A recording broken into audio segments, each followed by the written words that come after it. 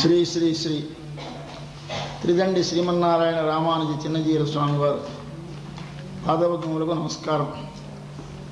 భాగవతోత్తములకందరికీ అంజలి ఘటిస్తూ ఈనాటి కార్యక్రమంలో మనం తిరుప్పావై 13వ పాశురాన్ని అనుభవించాం. తిరుప్పావై వ్రతం ఒక జీవన వ్రతం అని మనవి చూస్తున్నాను. జీవనం అంటే భౌతిక జీవనం కాదు, ఆధ్యాత్మిక జీవనం. బుభుక్షువులు ముముక్షువులు అని 2 రకములు ఉంటారని మనవి చేశాను. బుభుక్షువులంటే భోగములను అనుభవించాలనే కోరిక గలవారు, ముముక్షువులంటే భగవత్ ప్రాప్తిని కోరేవారు. భగవత్ ప్రాప్తిని కోరేవారు ఈ సంసారంలో ఉంటూనే ఈ సంసారంలో అనుభవించవలసిన వాటిని శరీరముతో అనుభవిస్తూ వాటిని వదిలేసి ఎక్కడికో వెళ్ళిపోవటం కాక ఇక్కడే ఉండి ఇక్కడే తాను పొందదలిచినటువంటి భగవంతుని పొందడానికి అవకాశం ఉన్నదా అంటే ఉన్నది అని ఆండాళ్ళ తల్లి నిరూపిస్తోంది. ఆవిడ ఉన్న ఊళ్ళోనే ఉండి ఉన్న ఊళ్ళో ఉన్న ఆలయంలో ఉన్న స్వామినే కృష్ణ భగవానుడిగా భావించుకుని తన మంచి మనస్సు పరిపూర్ణమైనటువంటి స్వచ్ఛమైనటువంటి నిర్మలమైనటువంటి మనస్సుతో తన తోడు కొంతమంది తోడుగా వచ్చినటువంటి వారందరినీ గోపికలుగా మలచుకొని తనను గోపికగా మలచుకొని ఆలయమే నందగోపుడి భవనముగా మలచుకొని ఆ ఊళ్ళో ఉన్న స్నానం చేసే స్థలాన్ని యమునా నదిగా భావించి స్నానం చేయాలనుకుంది. కానీ ఇందులో స్నానం లేదు. మరేమున్నది అంటే ఆమె స్నానం అంటే నదిలో స్నానం కాదు, భగవంతుని యొక్క కళ్యాణ గుణములను అనుభవిస్తే ఒడలు మరచిపోవుట స్నానం. ఆ స్నానాన్ని అనుభవించాలని కోరుతోంది. కోరుతూ మానవుడు పొందవలసినది తన లౌకికమైన జీవనములో ఉండే వావులు మానక్కర్లేదు. ఆ వావులన్నీ ఉండొచ్చు, ఆ సంబంధాలన్నీ ఉండొచ్చు, అన్ని వ్యాపారాలు చేయవచ్చు. కానీ చేసేది ఎవరికి ఏమి చేసినా తన వారి లోపల ఉన్న ఆ భగవానునికే చేస్తున్నాననే భావన పరిపూర్ణంగా ఉండాలి. దానితో చేస్తే జీవితం ఒక పరిపూర్ణ జీవితం అవుతుంది. లేకపోతే అది అర్ధ జీవనమే అవుతుంది, కానీ పూర్ణ జీవనం కాదు. ఇప్పుడు పూర్ణమైన జీవనం అంటే బాహ్యమైన శరీరాన్ని ఆంతరమైన భగవానుని రెండింటినీ చేరి అనుభవించగలుగుట పూర్ణ జీవనము. ఇటువంటి పూర్ణ జీవనము లభించడానికి ఏమి చేయాలి? బాహ్యముగా ఇంద్రియములు మనసు పనిచేయకుండా ఉండవు కనుక పనిచేయించు. కానీ వాటి చేత చేసే వ్యాపారములన్నీ లోనున్న ఒక తత్వము చేయిస్తోందని వాని కొరకు చేస్తున్నానని భావించు. అది చేస్తే దానిని దీనితో మేళవిస్తే జీవితంలో పరిపూర్ణత ఏర్పడుతుంది, మన ఆత్మ వికసిస్తుంది, భగవానుని దర్శనం అవుతుంది. ఇది జీవితం యొక్క పరమలక్ష్యం. దాన్ని ఎలా సాధించాలో ఆండాళ్ళ తల్లి వివరిస్తోంది. తన ఉన్న ఊళ్ళోనే ఈవిడ ఆనాడు బ్రేపల్లిలో ఉండే గోపికలు ఈనాడు మనం ఆలయమునకు వెళితే ఎక్కడికి వెళ్లకుండా ఇక్కడే కూర్చొని ఒకసారి మనసు లోపల భావన చేత 4 రకములుగా సాధించవచ్చు నీ వ్రతాన్ని. ఈ 4 రకములుగా సాధించేటప్పుడు ఎలా సాధించాలి అంటే ఆలయమునకు వెళితే ఒక్కొక్క ఆళ్వారిని దర్శనం చేసి వారికి నమస్కారం చేసుకో వెళ్ళు. లేదు నీలోనే ధ్యానం చేయాలి దర్శించాలనుకుంటావా, ఇంద్రియములను వశపరుచుకో, మనసును వశపరుచుకో, తర్వాత బుద్ధిని పరిశుద్ధం చేసుకుని సర్వేశ్వరుని ఒక్కసారి మనసులో భావన చేసి నీవెవడివో నువ్వు తెలుసుకుని నీకు భగవానునితో ఉన్న సంబంధం తెలుసుకుని వానికే చెంది వాని చేతనే ధరింపబడి వాని చేతనే నడిపింపబడి వాని కొరకే వినియోగపడుతున్నాననే భావనతో ప్రవర్తించడం నేర్చుకో. లేదు ఎక్కడో ఉన్న పరమాత్మను పొందాలి, ఇక్కడ ఈ శరీరంతో ఏమి చేయాలో నేర్చుకుని ప్రవర్తించు. దేనికైనా ముందు అవసరమైనది శ్రవణం. శ్రవణం అంటే వినడం. ఏమిటి వినాలి? తానెవడో తెలుసుకుందికి ఏమి కావాలో వినాలి. వాడెవడో, వాడంటే ఎవడు, సర్వజగత్తుకి కారణమైన వాడెవడో, ఈ సమస్త జగత్తుకి మూలమెవడో తెలుసుకోవాలి. కాబట్టి వాడు వీడు అనే మాటలు మనం వాడుతున్నప్పుడు వాడనే మాటల్లా భగవంతునికి, వీడనే మాటల్లా మనకు కనిపించేటువంటి సమస్తమైన జగత్తుకి వాడుతున్నాం. ఇది అంటాం, వాడు అంటాం, లేదా అది అంటాం.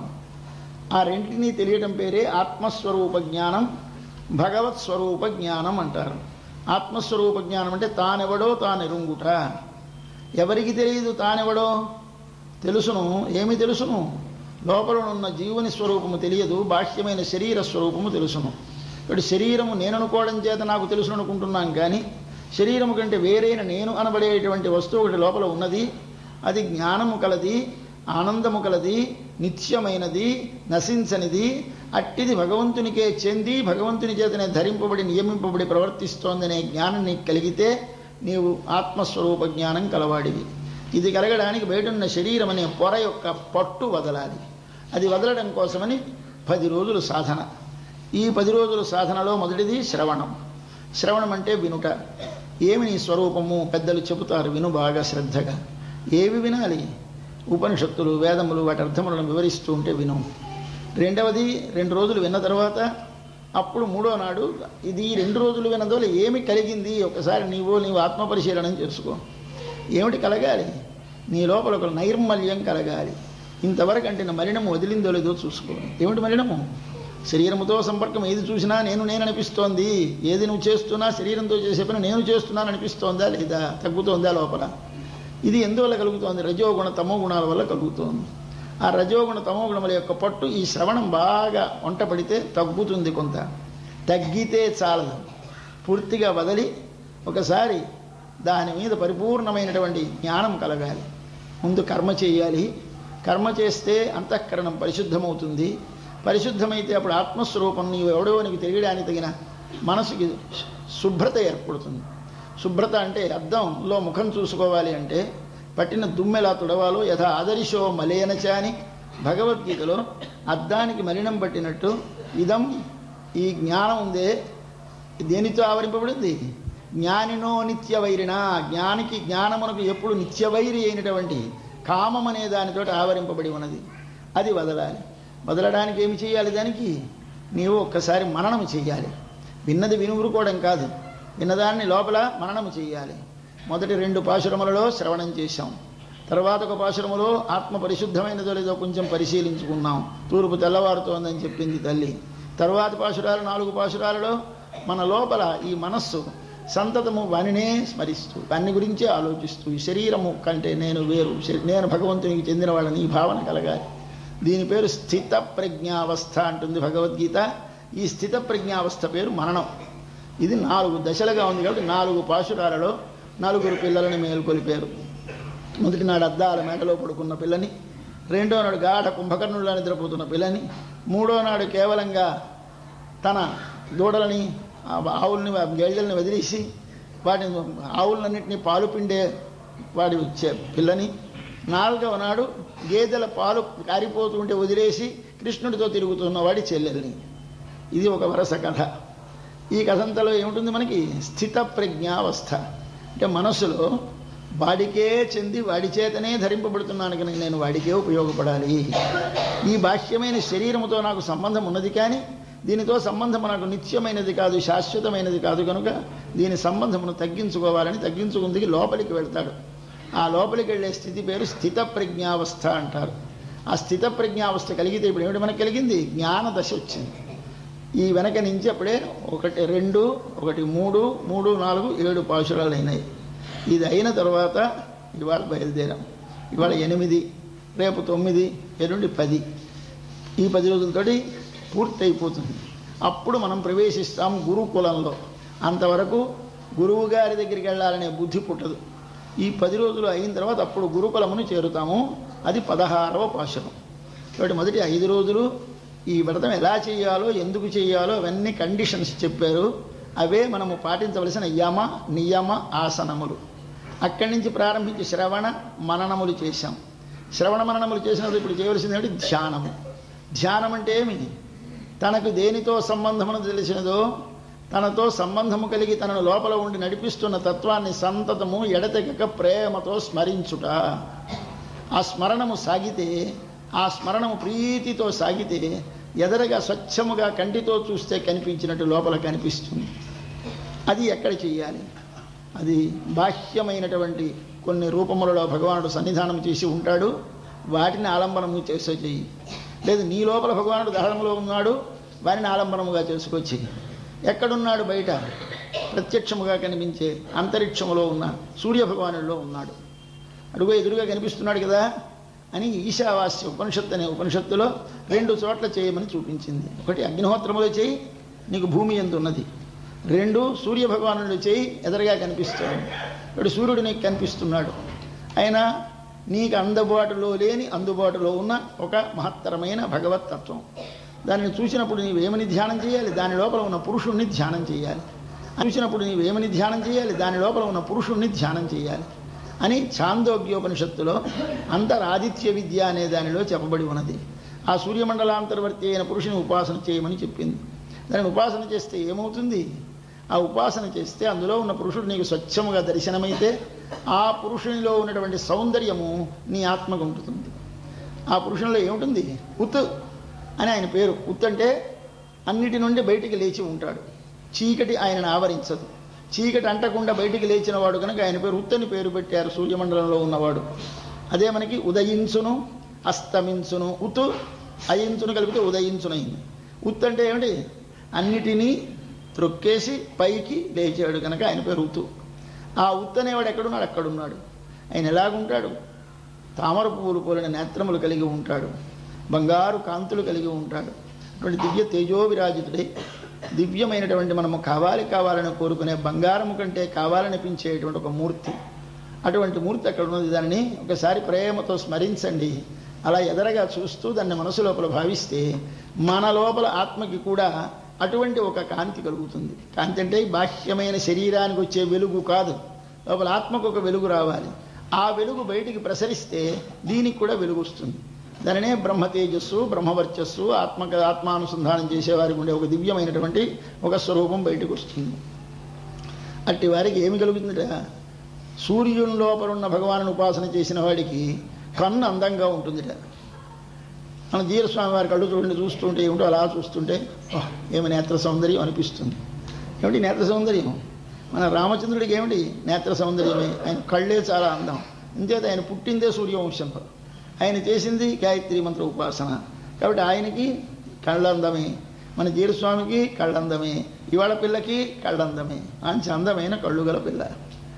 ఈమెకేమి కృష్ణుని గురించి వీళ్ళందరూ ఇంత తహతహలాడుతున్నారు, కానీ ఆమెమి తహతహలాడలేదు, పడుకుంది. ఎందుచేత మనవి చేశాను కనుక మీకు 2 రకముల వారు ఉంటారు ఈ సాధకులలో.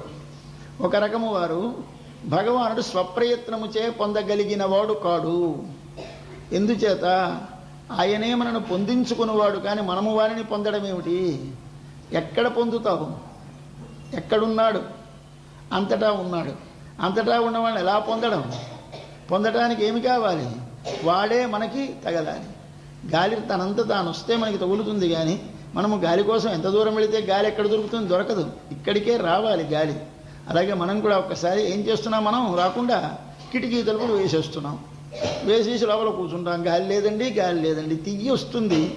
అలాగే నువ్వు కూడా నీ హృదయ కవాటాలను బంధించేశావు. బంధించేసి దానికి అహంకారం అనే గడి అడ్డు వేసేసి గట్టిగా బిగించుకొని పడుకొని, అబ్బే లేడండి లేడండి, ఉన్నాడు, ఎక్కడ? అంతటా ఉన్నాడు. తలుపు తెరు, వస్తాడు. వాడిని అడ్డకుండా ఉండాలి. ఈ అడ్డడం అనేటువంటిది మన లోపల తగ్గడానికి చేశాడు 7 రోజులు సాధన. ఇవాళ 8వ నాడు ఆ సూర్యమండలాంతర్వర్తి అయినటువంటి పురుషుని ఉపాసన చేయవచ్చును. అది చేసిన వారు ఎట్లా ఉంటారో దానిని వర్ణిస్తోంది ఈనాటి పిల్ల. వీరేమిటి? పడుకోవడం ఏమిటి?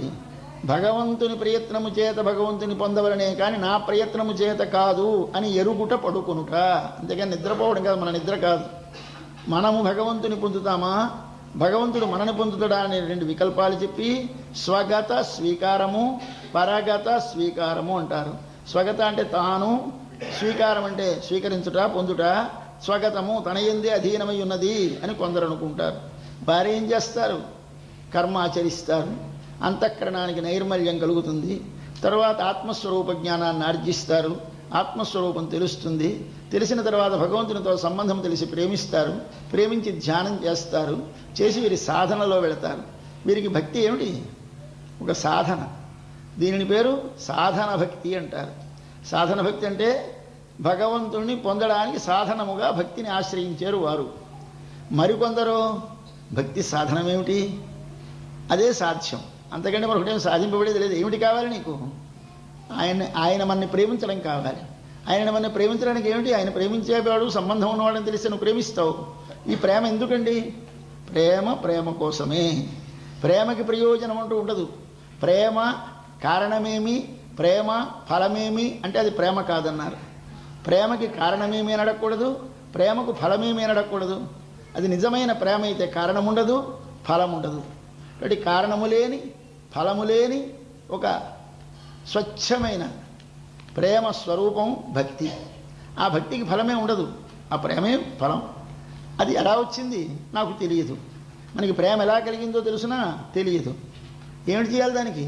ఎవరో చెప్తారు, ఆ అబ్బాయి చాలా బాగున్నాడు, ఆ అమ్మాయి చాలా బాగుంది, శ్రవణం చేయి. తర్వాత ఏమిటి చేయాలి? వాడి గురించి ఆలోచించి బాగా ఇంత బాగుంటాడట, పొందితే బాగుంటాడట అనుకో. దీని పేరు మరణం. అనుకున్న తర్వాత ఏమిటవుతుంది? అప్పుడు వాడి ఫోటో చూస్తాం, అక్కడి నుంచి లేదా మరొకటి చేస్తాం. ఇక్కడి నుంచి అస్తమానం వాడి గురించే మనసులో ఆలోచన. పడుకున్నవాడే, మేలుకున్నవాడే, కూర్చున్నవాడే. ఈ స్థితి వస్తే దీని పేరే ధ్యాన దశ. ధ్యానం అనగా ప్రేమతో ఎడతెగక స్మరించుట ఒకే వస్తువును.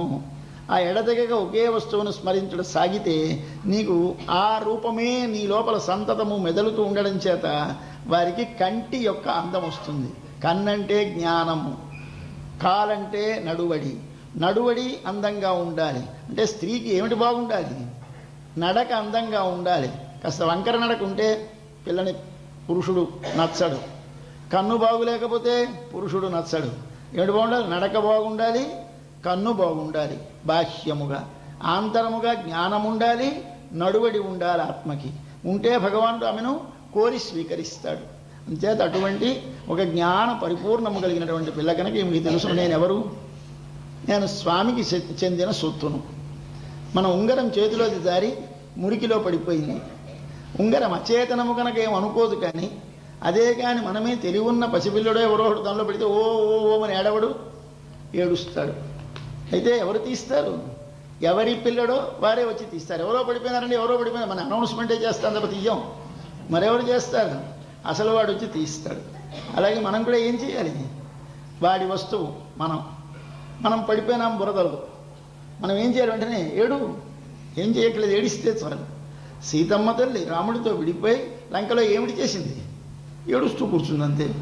చేస్తే ఆయనే ఒక మనిషిని వెతుక్కొని వాడికి ఉంగరం ఇచ్చి ఆయన వెళ్ళవాని బతిమాలి వాడిని పంపించుకున్నాడు.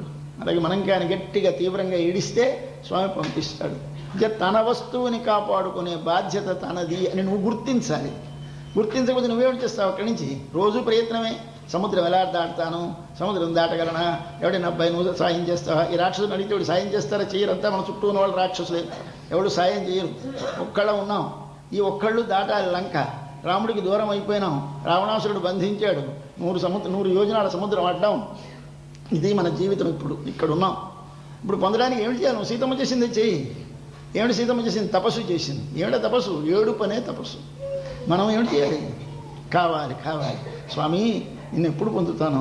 స్వామి నువ్వు ఎప్పుడు వస్తావు? నువ్వు ఎప్పుడు నన్ను చేర్చుకుంటావు? అను, సంతతం అను. ఇవది మరొక మాట లేకుండా ఎడతేక వెళ్ళండి కాలువలో పడిపోయినాని ఉండరా, ఒక్క మాట ఏడవకరా అంటే ఊరుకుంటాడా? తీసి మళ్ళీ తల్లి తీసి వాడి ఒళ్ళు కడిగి సంకన ఎక్కుతూ అలా ఏడుస్తూనే ఉంటాడు. ఏడిచిన తర్వాత ఎత్తుకున్న తర్వాత అప్పుడు వాడికి ఏదో కాస్త నోట్లో ఏదో పెడితే అప్పుడు ఏడుపు మానుతాడు. అలాగే మనకేమిటి కావాలి? పడ్డాము బురదలో, లాగాలి పైకి, స్వామి ఉద్ధరామి. లాగిన తర్వాత ఏమిటి చేయాలి? మనకి ఒకసారి తన స్వస్వరూపం, మన స్వరూపం మనకు కలిగేలా పంకం కడగాలి, మన స్వరూపం ఆవిర్భవింపచేయాలి. ఒకసారి తన ఒళ్ళో కూర్చోబెట్టుకోవాలి, జ్ఞానం అనే పాలు ఇవ్వాలి. ఇస్తే అప్పుడు మన ముఖం వికసించాలి. ఇది రావడానికి నువ్వేమిటి సాధన చేయాలి? జ్ఞానము కాదు, కర్మ కాదు, భక్తి కాదు, మరేమిటి కావాలి? ఏడుపు కావాలి. ఏడుపనగా ఏమి?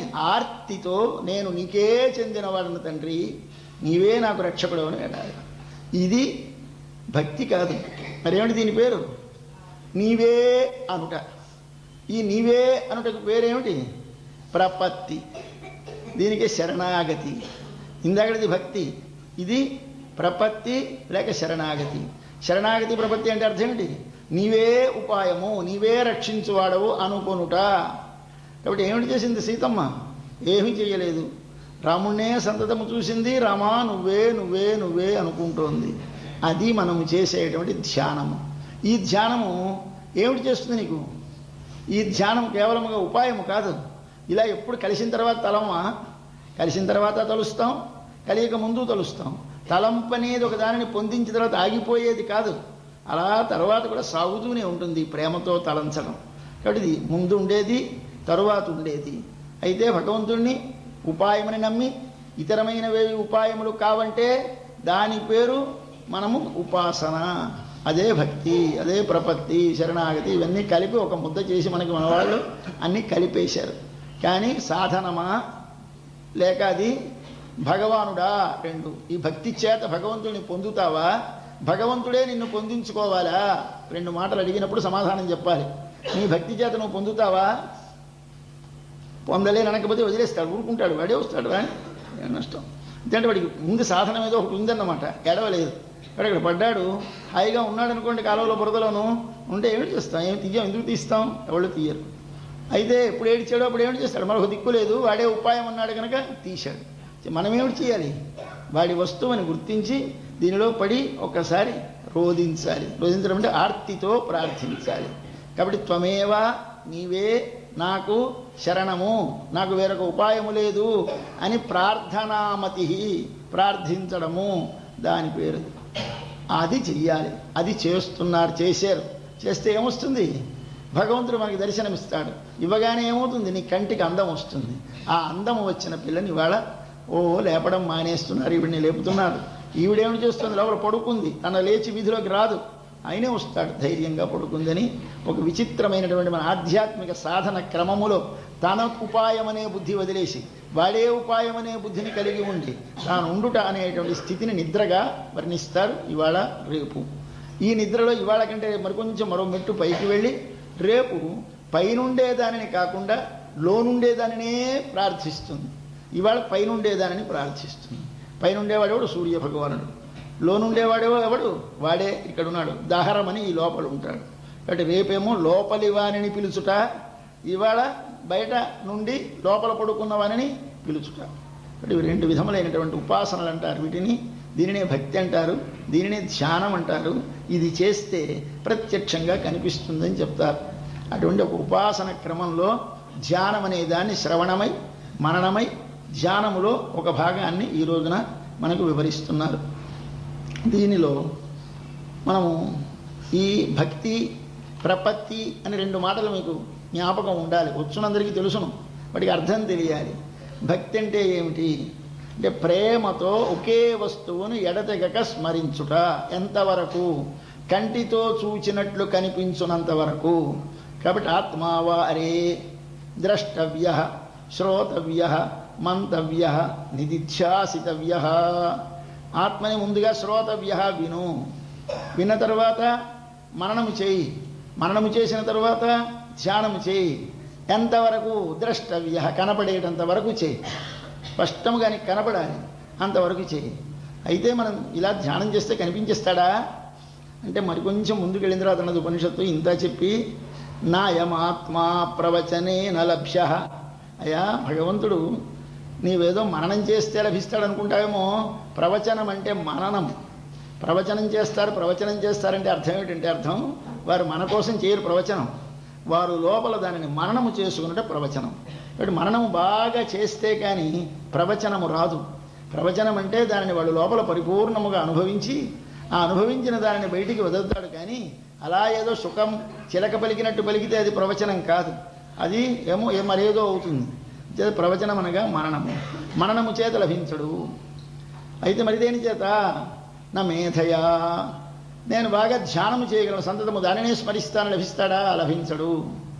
మరైతే శ్రవణం చేస్తాను, నా బహునా శృతేనా.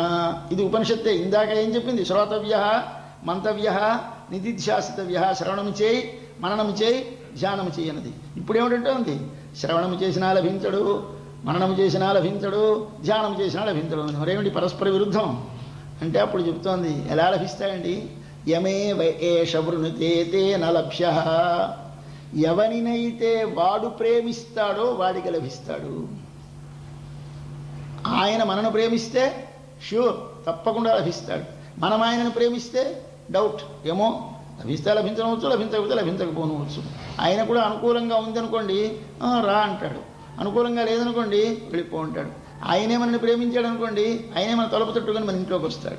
కాబట్టి యమేవ ఏష వృణితే, ఎవరినైతే ఆయన వరిస్తాడో తేన లభ్య, వాని చేత లభింపబడతాడు. ఎలా లభిస్తాడట అంటే వివృణుతే తను స్వాం, వానికి తాను ఎలాగుంటాడో స్పష్టంగా కనిపిస్తుంది. ఎవరు? ఆయన వరించిన వాడికి. కాబట్టి మనకి పరమాత్మ స్పష్ట దర్శనం కావాలంటే ఏం చేయాలి? ఆయన మనను ప్రేమించాలి, ఆయన మనను వరించాలి. ఆయన ఎలా వరిస్తాడండి? మనం వరించాలి. కానీ నువ్వు వరిస్తే వరించడం ఎందుకు వరించాలి? తండ్రి నన్ను నువ్వు వరించవా, నన్ను నువ్వు వరించవా అని వరించు, కానీ నన్ను కనపడు అంటే నువ్వు కనిపించడు. ఆయన వరిస్తే మనకు ఆయన చూపిస్తాడు ఆయన రూపాన్ని. కాబట్టి మనం ఆయన కోరడం ఎలా కోరాలి? తండ్రి నువ్వే ఉపాయం, నువ్వే ఉపాయం అంటే నువ్వే గతి అంటారే మన వాళ్ళు. దిక్కు అంటారు తెలుగులో. దిక్కు గతి ఇదే ఉపాయము, ఇదే శరణము. కాబట్టి ఇందాక ఏమిటి చేసాం? నేను దర్శిస్తానని ఆ ధ్యానంతో అనుకున్నాం. ఇప్పుడు అది కాదు, పోయింది అది. ఇందాక మాట శ్రోతవ్యో మంతవ్యో నిధిధ్యాస్తానప్పుడు నువ్వు చెయ్యాలి. ఇప్పుడు నాయమాత్మా ప్రవచనేన లభ్య, నీ మననము చేత లభించడు, నీ శ్రవణము చేత లభించడు, నీ ధ్యానము చేత లభించడు. వాడు నిన్ను స్మరిస్తే, వాడు నిన్ను వరిస్తే నీకు లభిస్తాడు. నాయమాత్మా ప్రవచనేన లభ్య, నీ మననము చేత లభించడు, నీ శ్రవణము చేత లభించడు, నీ ధ్యానము చేత లభించడు. వాడు నిన్ను స్మరిస్తే, వాడు నిన్ను వరిస్తే నీకు లభిస్తాడు. వాడిలా లభిస్తాడు. మనం ఆయనను పొందకపోతే బ్రతకలేమన్నంత తీవ్రమైన ఆవేదన ఉంటే వాడే వస్తాడు. ఎవడి కోసం వస్తాడు? రాముడు రాలేదు సీతమ్మ కోసమని. సీతమ్మ వెళ్ళిందా రాముడి కోసం? రాముడే వచ్చాడు. గురువు కోసం ఆవిడ వెతుక్కుందా? గురువుని ఆయనే పంపించాడు. తీసుకెళ్లేవాడిని, తన సంగతి చెప్పేవాడిని వాడిని పంపించాడు.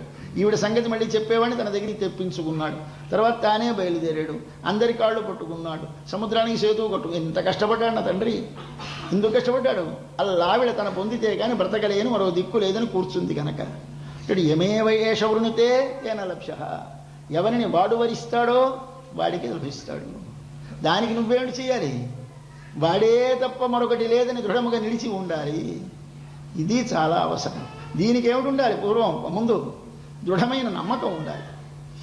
ఏమిటో అంటున్నారు కానీ అంటే మరి లభించడం. కాబట్టి దీనికి ఏమిటి? రక్షిష్యతి ఇది విశ్వాస. నన్ను తప్పకుండా రక్షిస్తాడు నా స్వామి. స్వామి తన సొత్తును వదులుకుంటాడా? ఎక్కడైనా దారి పడిపోతే మనం వదిలేస్తున్నామా? ఎంతసేపైనా అలా వెతుకుతూనే ఉంటామే. అలాగే తండ్రి వెతగడా? సర్వజ్ఞుడే, సర్వశక్తిమంతుడే, సర్వజగత్కారణభూతుడే, నన్ను కన్నవాడు వాడే, నన్ను ఏలినవాడు వాడే, నా చేత పనులు చేయించేవాడు వాడే, నా కోసం తాపత్రయం పడి సంతతము నాకు ఇన్ని జన్మలు ఇచ్చి ఇచ్చి ఇచ్చి ఎప్పటికైనా నన్ను పొందించుకోవాలని కదా ఇంత కష్టపడుతున్నాడు స్వామి. ఎందుకు ఈ సృష్టి చేస్తున్నాడండి? ఇది సరదావా ఆయనకి? మనని బాధపెట్టడానికా? కాదు. ఎప్పటికైనా వీడు నన్ను చేరాలి, ఎప్పటికైనా వీడి జ్ఞానంతో నన్ను చేరుతాడా? ఈ జ్ఞానం కలగడానికి అడ్డమైనటువంటి ప్రకృతి యొక్క ఆవరణ ఎప్పటికైనా పలచబడుతుందా? పలచబడి స్వచ్ఛమవుతుందా? స్వచ్ఛమైతే వాడి మనసు లోపల ఆవరణలు తొలగి నేను దర్శనమవుతానా? నా యందు ప్రీతి కలుగుతుందా? నన్నే స్మరిస్తాడా? స్మరిస్తే నేను స్మరించి వాడిని పొందుదాం. దీనికోసం ఇంత శ్రమపడి జన్మలు ఇస్తూ ఉంటే మనం ఏమిటి తెలుసుకోవాలని ఒక్కసారి ఇది కలగాలి. ఇది కలిగిన వాడిని ఆయన పొందుతాడు. అందుచేత మనకు కావలసినది ఏమిటి? వాడే తప్ప వేరొక గతి లేదనే విశ్వాసము కావాలి. విశ్వాసం ఉంటే సరిపోతుందా? చాలదు. దానికి పక్కన శ్రద్ధ కలగాలి. విశ్వాసం ఉంటే కానీ శ్రద్ధ కలగదు. శ్రద్ధ ఉంటే కానీ విశ్వాసం ఉన్నదని తెలియదు. నాకు చాలా దేవుడు అంటే భక్తే కానండి, నాకు ఈ పూజలు పునస్కారాలు ఏమి రుచించవండి. నేను ఈ గట్టిగా వెర్రికేకలేసి సంకీర్తన చేయలేనంటారు కొంతమంది బుద్ధిమంతులు. నీకు మీ పిల్ల మీద ప్రేమ ఉంది, పిల్ల ఎప్పుడో చాలా రోజుల కిందట కనపడకుండా వెళ్ళిపోయింది, వీడు హఠాత్తుగా ఇంటికి వచ్చింది, నా తల్లి వచ్చావు అనవండి. అనకపోతే నువ్వు మనిషివేనా? నువ్వు తల్లివేనా? నీకు హృదయం ఉందా? ఉంటే అంటావు నాకు ప్రేమ ఉంది కానీ నేను ఇలా వెర్రికేకలు వెయ్యనండి అంటుంది. ఎవరు? పక్కింటమ్మ. అసలమ్మ అనదు. అసలమ్మ వెర్రికేక వేస్తుంది, పక్కింటమ్మ అంటుంది. అలాగే నువ్వు కూడా ఎప్పుడంటావు? వాడితోటి నీకు నిజమైన సంబంధము తెలిసి వాడి నిజమైన ప్రీతి కలిగితే ఒక్కసారి వాడిని గురించి గోలపెట్టవు, కేకయ్యవు, వేస్తావు. ఇది ప్రేమ యొక్క లక్షణం. కాబట్టి ఏమిటి చేస్తావు నువ్వు? కీర్తనం సతతం పాడడం. ఎందుకు పాడతావు? పాట పాడితే లభిస్తాడని కాదు, పాట పాడకుండా ఉండలేక పాట నోటంటే వస్తుంది. పూజ చేస్తే కానీ చేతులు ఆగక పూల మీదని విసురుతాయి. అంతేకాని పూజ అంటే ఒక సాధనం కాదు, స్నానం అనేది ఒక సాధనము కాదు, ధ్యానం అనేది ఒక సాధనము కాదు, వాడే సాధనం. అయితే వాడే సాధనం అయితే నువ్వెందుకు నీ ప్రయత్నం? విమానం వస్తుంది 3 గంటలకి, 3:20 మన కారు వెళ్ళి రెడీగా ఉంది, తీసుకొచ్చేస్తుంది. 3:30 లోపు మన ఇంటి దగ్గర మన ఉంటాడు, తెలుసును మనకి. అయ్యా 2:30 నుంచి వీధిలోకి వెళుతూ ఉంటుంది తల్లి, యువతలకు వస్తూ ఉంటుంది, లోపలికి వెళుతూ ఉంటుంది. ఎప్పుడు వచ్చేస్తాడు హార్న్ కొట్టేసరికి వీధిలోకి. ఎప్పుడు హార్న్ 3:20 ఎక్కాను రాని కారు కోసం అని 2:40 నుంచి ఎందుకండి హార్న్ వెళ్ళి ఏమో వేగం పడిపోయిందో ఏమిటో, అర్లీగా వచ్చేసాడో ఏమిటో, ఎన్ని ఆలోచనలు మనకి. ఇదేమిటిది నీలోను? శ్రద్ధ. శ్రద్ధ అంటే ఏమిటి? పొందవలసిన దానిని పొందవలనని త్వర, ప్రాప్య త్వర అంటారు శ్రద్ధకి. విశ్వాసం అంటే దృఢమైన తప్పక నేను పొందుతాను, వాడు నన్ను రక్షిస్తాడని అత్యవసాయం. రెండూ ఉండాలి. ఇవి రెండూ నీకు ఉంటే ఏది ఫలిస్తుంది? వాడే రక్షిస్తాడనే నమ్మకము ఫలిస్తుంది. కాబట్టి వాడు రక్షిస్తాడన్నారండి. ఏమిటో నేను రోజు పూజలు చేస్తాను, జపాలు చేస్తాను, నాకు ఏమీ సిద్ధం. వెంటనే టకామని చెప్తాం మనం. పొద్దున్న చేస్తే సాయంకాలానికి ఫలించేయాలి, కానీ మనకి ఫలించదు. కొన్ని కోట్ల జన్మలు గడిచిపోతున్నాయి, ఎప్పుడు ఎన్నాళ్ళకి ఏమీ లేదు.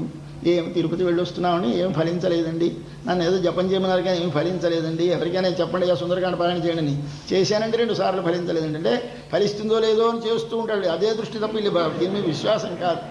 ఎప్పుడో టకామని కొన్నాడు హఠాత్తుగా బంగారు వర్షం కురుస్తుందని కురవదు. నీకు ఆ విశ్వాసం ఉంటే కురుస్తుంది, అది ఫలిస్తుందనే విశ్వాసం ఉండాలి. అంటే మొదటిది ఏమిటి ఉండాలి నీకు? రక్షిష్యతి ఇది విశ్వాస, ఇది ఉండాలి. ఇది కలిగితే అప్పుడు ఫలిస్తుంది. అలా నమ్మకం ఉంటే ఏం చేస్తాడు?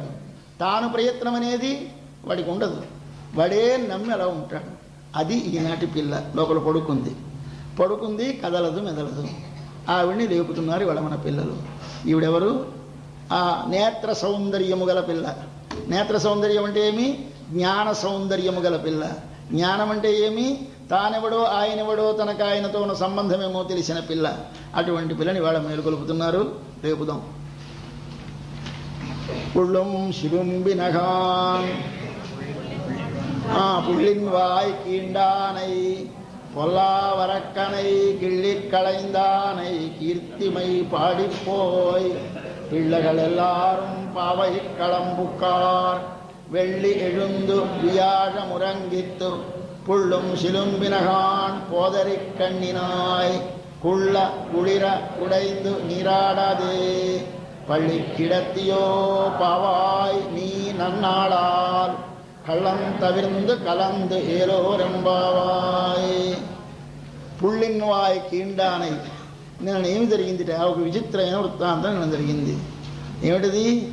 మనత్తుక్కినియానై పాడాం. మనత్తుక్కినియాన్ అంటే ఎవడు? రాముడు. మనత్తుక్కు అంటే మనస్సుకి, ఇనియాన్ అంటే రాముడు, అభిరాముడు. మనస్సుకి ఆనందం కలిగించేవాడు ఎవడంటే రాముడు అన్నారు నిన్న ఈ గోపికలు.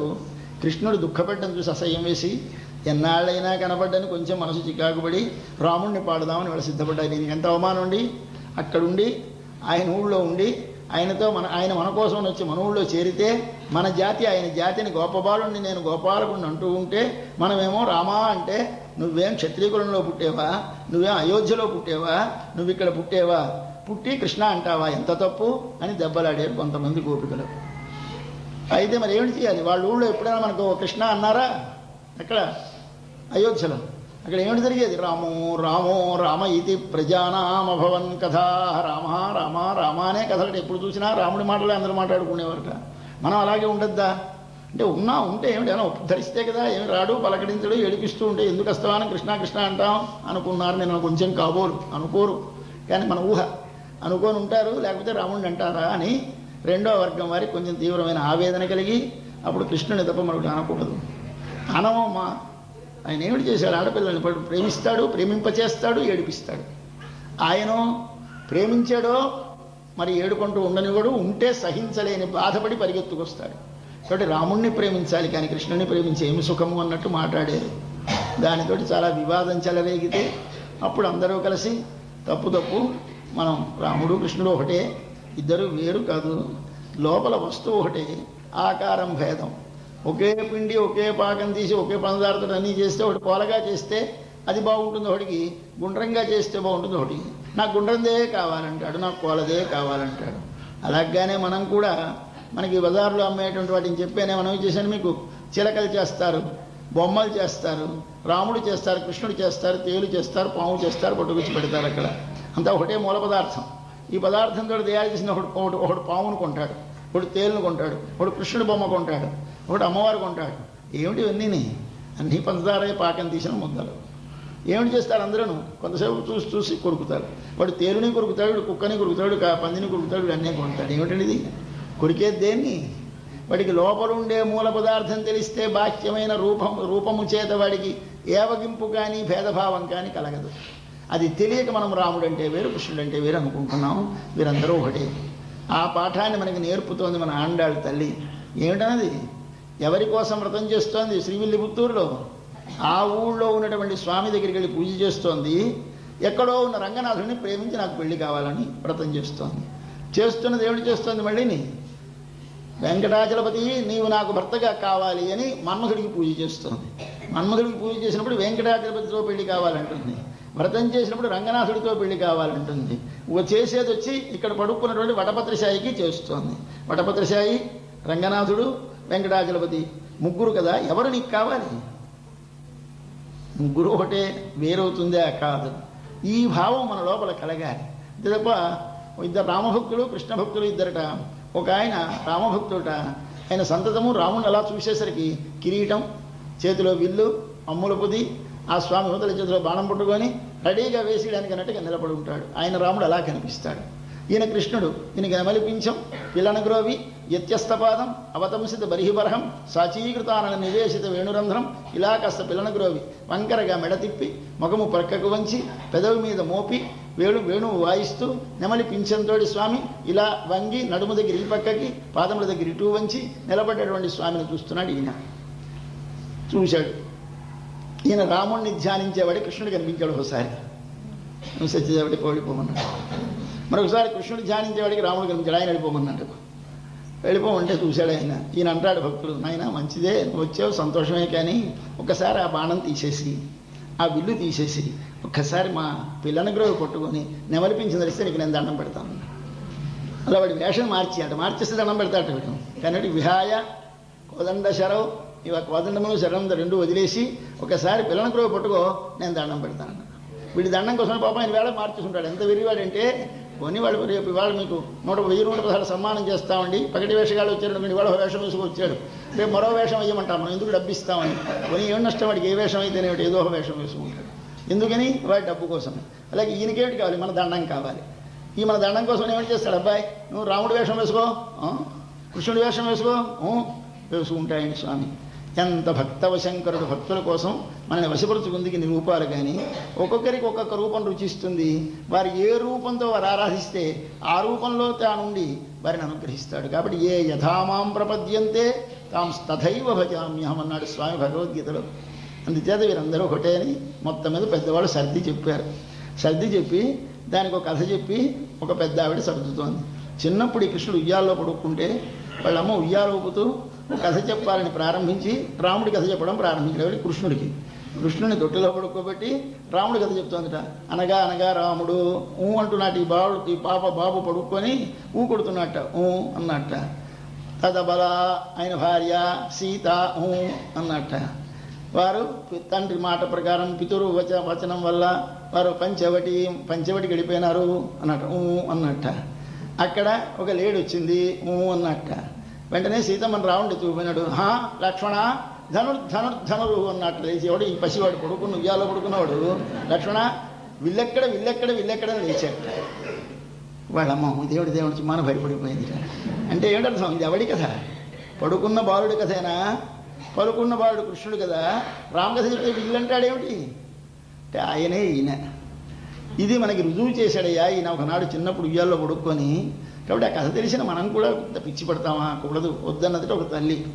ఇలాగా వాళ్ళు మథనపడి వాళ్ళ చివరికి ఏమిటి అగ్రిమెంట్కి వచ్చారంటే, మనకి ఇద్దరు ఒకటే కనుక ఇద్దరిని కీర్తింతామన్నారు. ఇవాళ ఇద్దరిని కీర్తించాలని వాళ్ళ ప్రారంభించి ఎవరిని ముందు? మనవాడిని ముందు, తర్వాత ప్రయారిటీలో ముందు మన ఊరు వాడికి, నెక్స్ట్ ఆ ఊరు వాడికి. అంటే ముందు ఏం చేస్తున్నారు? పుళ్ళిన్ వాయ్ కీండా అనేది. పుళ్ళు అంటే పక్షి, పుళ్ళిన్ అంటే పక్షి యొక్క, వాయ్ అంటే నోటిని, కీండా అంటే చీల్చినవాడిని. పక్షి నోరు చీల్చినవాడు ముందు కీర్తించారు. ఎవడు పక్షి నోరు చీల్చినవాడు? మన కృష్ణుడు. ఏ పక్షి? కొంగ అనే ఒక పక్షి. ఒక రాక్షసుడు ఆ చెరువు ఒడ్డున, యమునా నది ఒడ్డున ఉన్నటువంటి ఒక కొంగ నిలబడ్డది. అక్కడ నిలబడితే ఆ కొంగలో వాడు వచ్చి ప్రవేశించాడు. మంచి పెద్ద అసురావేశంతో పెద్ద కొంగ అయిపోయింది. కొంగ ఎలాగుంటుంది? తెల్లగా ఉంటుంది. ఎలా నిలబడుతుంది? అలా జాగ్రత్తగా కదలకుండా నిలబడుతుంది. చూసరికి ఏమనిపిస్తుంది? ఓహో ఏమి భక్తి, ఏమి ధ్యానం చేసేటువంటి వాళ్ళని కొంగ జపం అంటూ ఉంటారు. మీకు తెలుసు. ఇంకా కొంగ జపం అంటే ఏమిటి? లోపల ఒకటి, బయటికి ఒకటి. లోపల ఏమిటి దానికి కావాలి? చేప. బయటికి ఏమిటి? నిశ్చలత్వం, పరిశుద్ధత. పరిశుద్ధత ఇక్కడ బయట, లోపల మాలిన్యం. బయట కేవలముగా దానికి ఏమిటంది? పరిశుద్ధంగా తెల్లగా ఉంది. లోపల లేదు శుద్ధి, బయటే తెలుపు. అలాగే లోపల పైన ఏమిటి? నిశ్చలత్వం. లోపల చేపలు ఎప్పుడు వస్తుందా ఎప్పుడు పడుతుందా చూస్తూ ఉంటుంది. ఇదిట స్థితి. ఈ స్థితి మనలో తగ్గాలి. దీనికి పేరేమిటిది? సంస్కృతంలో దంభం అంటారు. దంభం అంటే ఏమిటి? లోపల ఒకలాగుండి బయటికి వేరొకలాగున్నట్లు పై వారికి కనపడవలనని చేయు ప్రయత్నమునకు దంభము అని పేరు. ఇది కొంగ. వీడు రాక్షసుడు. ఈ రాక్షసుడు మింగుతాడు మన్ని మింగితే లాభం ఏమిటండి? మనలో వీడున్నాడు కదండి, వాడిని మింగేయాలి. అంటే వాడిని మింగడం అంటే ఏమిటి? నిన్ను మింగడమే. నిన్ను మింగాలంటే ఏమిటి చేయాలి? నీ శరీరాన్ని మింగాలి. కాబట్టి శరీరం లోపల నేను, నాకు లోపల వాడు ఉన్నాడు కనుక ఏమన్నా నాకు చంపాలంటే ఎవరిని చంపాలి? నన్ను చంపాలి, నిన్ను చంపాలంటే ఎవరిని చంపుతారు? శరీరాన్ని చంపుతారు. శరీరం నేను కాదు అంటామా? అప్పుడు మనం అనలేం కదా. శరీరాన్ని నరికేస్తాడు. నరికేసే పోవయా శరీరాన్ని నరుక్కున్నాం అనలేము. మనము నరుక్కుపోయినట్టే అయిపోతుంది. ఇక్కడ అలాగే భగవంతుడు ఈ నేనులో ఉంటాడు. ఆ నేనులో ఉన్న భగవంతుడిని లేకుండా చేయాలంటే ముందు నేనుని తినేయాలి. నేనుని తినేయడం అంటే ఏమిటి? పైన ఉన్నటువంటి ఈ శరీరాన్ని భక్షించేయాలి. దానికోసం నృత్యండి కొంగ. కృష్ణుని పట్టేసుకుంటే ఏమిటవుతుంది? కృష్ణుని పట్టేసుకుంటే వీళ్ళందరూ చచ్చిపోయినట్టే లెక్క. కాబట్టి వీళ్ళకి భగవంతుడు లేకుండా చేయడం కావాలని కొంగ వచ్చింది, అసురావేశం వచ్చింది. కృష్ణావతారంలో ఎందరో రాక్షసులు, రామావతారంలో ఒక్కడే శత్రువు.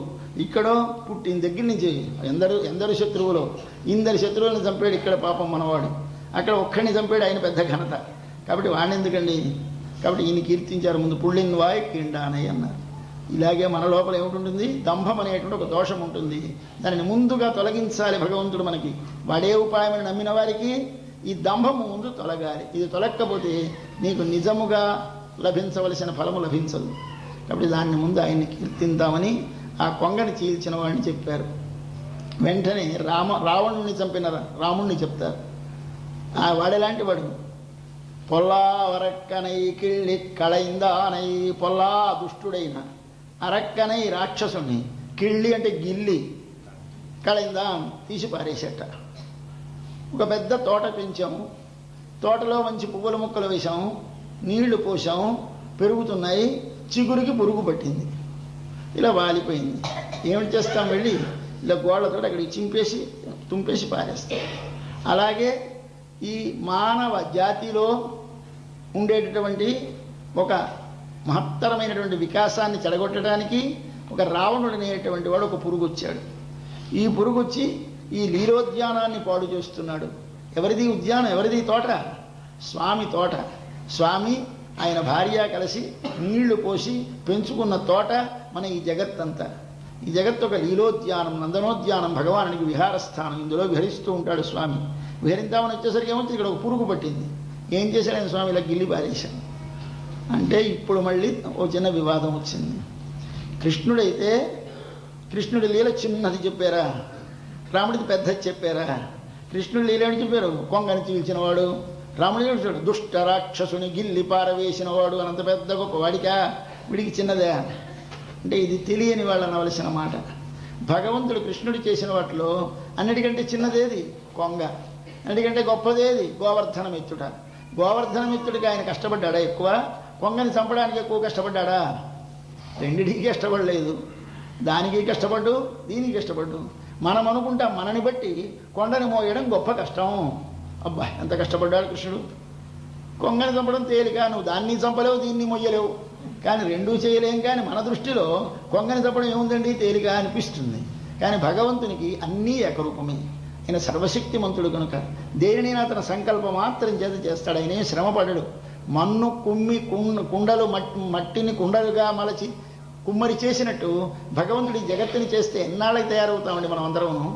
ఇన్ని కోట్ల కోట్ల కోట్ల ప్రాణులే, 4 రకాల శరీరాలే, ఇన్ని శరీరాలను రోజు అక్కడే కూర్చోవాలి, సాన దగ్గర కూర్చొని తయారు చేస్తూ కూర్చోవాలి. మరి ఎలా చేస్తాడు? బహుశ్యాం ప్రజా ఏతి, అనేక రూపములు కలవాడని అబుదునుగాక అనుకుంటాడంతే. అనుకుంటే జగత్తు వచ్చేస్తుంది. ఆయన అనుకోవడం ఏమిటి, రావడం ఏమిటి? అంటే ఆయన పేరేమిటి? సత్య సంకల్పుడు. సత్యమైన సంకల్పము గలవాడు. అనుకున్నాడంటే అది యాక్షన్, తను తలంచాడో రూపం, క్రియారూపం వచ్చిందే. అటువంటి సర్వేశ్వరుడు ఆయన. ఆయనకి చంపాలి అంటే ప్రయత్నమా? కాదు, సంకల్పం. అందుచేత కిళ్ళి అనక్కర్లేదు. అక్కడ పుళ్ళిన్వా కీండా చీల్చేశాడు. ఇక్కడో కిళ్ళి కళయిందా అని పారేశాడు. అయితే గిల్లి పారేసాడు అంత తేలిగ్గా చెప్తారు ఏమిటండి? దుష్ట రాక్షసుడు ఉన్నారు, మంచి రాక్షసుడు ఉంటారా అని ప్రశ్నించారు. అటువంటి దుష్ట రాక్షసుడు అంటే ఏదో ఒక వృత్తి చేస్తున్నటువంటి వాడిని, వాడు దుష్టుడు, వీడు మంచి అంటే రెండు అసలు చేసే పనే చెడు. ఆ పనిలో ఒకడు మంచి ఒకడు చెడు ఉంటారా అంటే అబద్ధమైనా కానీ ఇప్పుడు చాలా దుర్మార్గమైన అబద్ధాలు ఆడతాడండి అంటారు. మంచి అబద్ధాలు చెడ్డ అబద్ధాలు రెండు ఉంటాయేమిటి? ఉండవు. అయితే మరి ఏమిటది అర్థం అంటే రాక్షసులు ఒక్క మంచివాడు ఉన్నట్టంచే దుష్ట అనవలసి వచ్చిందిట. ఎవడా మంచివాడు? విభీషణస్తు ధర్మాత్మ, విభీషణుడు ధర్మాత్ముడు. కాబట్టి వాడు ఒక్క మంచి రాక్షసుడు ఉండడం చేత, ప్రహ్లాదుడు మంచివాడు ఉండడం చేత మంచి రాక్షసులు కూడా ఉంటారు కనుక రాక్షసులంతా చెడ్డవారు అనకండి, అందులో దుష్టుడైన రాక్షసుడు. అయితే వాడి పేరు చెప్పనే పొల్లావరకనంటే ఎవడో అంటే దుష్ట అంటే వాడి పేరు చెప్పకూడనంత చెడ్డవాడు ఎవడో వాడు. ఎవడి పేరు చెప్పకూడదు చూడండి, మరీ పాపాత్ముడు అయితే వాడి పేరు చెప్పకూడదండి అంటారు. పేరు చెప్పకూడదంటే వాడు చెప్పడానికి కూడా మనసు అంగీకరించనిది, చెబితే నోరు కూడా కష్మలమైపోయేటంతటి పాపములు చేసిన వాడు వాడు. బట్ వాడు చెప్పరానివాడు. ఎవడా చెప్పరానివాడు? రావణుడు. ఏ అంటే లంకలో ఒక ఆయన సీతమ్మని ఎత్తుకు రావడానికి సాయం చేసిన రాక్షసుడు. మరొకడు సీతమ్మ వచ్చిన తరువాత అయ్యా సీతమ్మకి రాముడు చచ్చిపోయినాడంటే ప్రాణం వదిలేస్తున్నాయిగా, నువ్వు ఒక్క మాట రాముడి శిరస్సు రాముడి విల్లు అవి పట్టుకొచ్చి ఒక్క మాట మాయ చేసి చూపించమంటే చూపించిన రాక్షసుడు ఒకడు. మరొకడు అయ్యా రాముడిని లక్ష్మణుని బంధించే నాగపాశాలతోటి బంధించేస్తే వాళ్ళని చూపిస్తే సీతమ్మ చచ్చిపోతుందంటే పాపం నాగపాశాలతో బంధించేసిన రాక్షసుడు ఒకడు. వీళ్ళందరూ దుర్మార్గులే. కానీ వీళ్ళందరికీ దుర్మార్గుడు ఎవడు? తల్లిని చెరబట్టి నువ్వు నా భార్యవి కా అన్నవాడు పరమ దుర్మార్గుడు కదండి. వీడి మాటైనా వీడి పేరైనా ఎత్తచ్చా మనం? సాక్షాత్ జగజ్జనని త్రిలోక మాత అయినటువంటి అమ్మను సీతమ్మను చెరబట్టి నీవు నా భార్యవి కా ఉంటాడు. ఇంతకంటే పాపాత్ముడు ఉంటాడా లోకంలో? పేరు చెప్పకిలే. దుష్టుడంటే వాడే. పొల్లా అనగానే ఎవడు మనకి మనసులో మెదులుతాడు? వాడే. పొల్లా రక్కనయ్యి వాడిని కిళ్ళి కడైందా. ఇదేమిటిది అంటే మనకి దంభము అని ఇందాక చెప్పాం. దంభం ఎంత చెడ్డదో అంతకంటే కూడా బలమైన చెడ్డది మన లోపల ఉన్న అహంకారం అనేటువంటి ఒక తత్వం. అహంకారం అంటే ఏటర్థం? పెద్దల యందు నిరసన భావం. నేను గొప్పవాడిని అహంకారం. నేను గొప్పవాడిని అంటే దేనికంటే పెద్దలు ఎవరో ఉంటారు.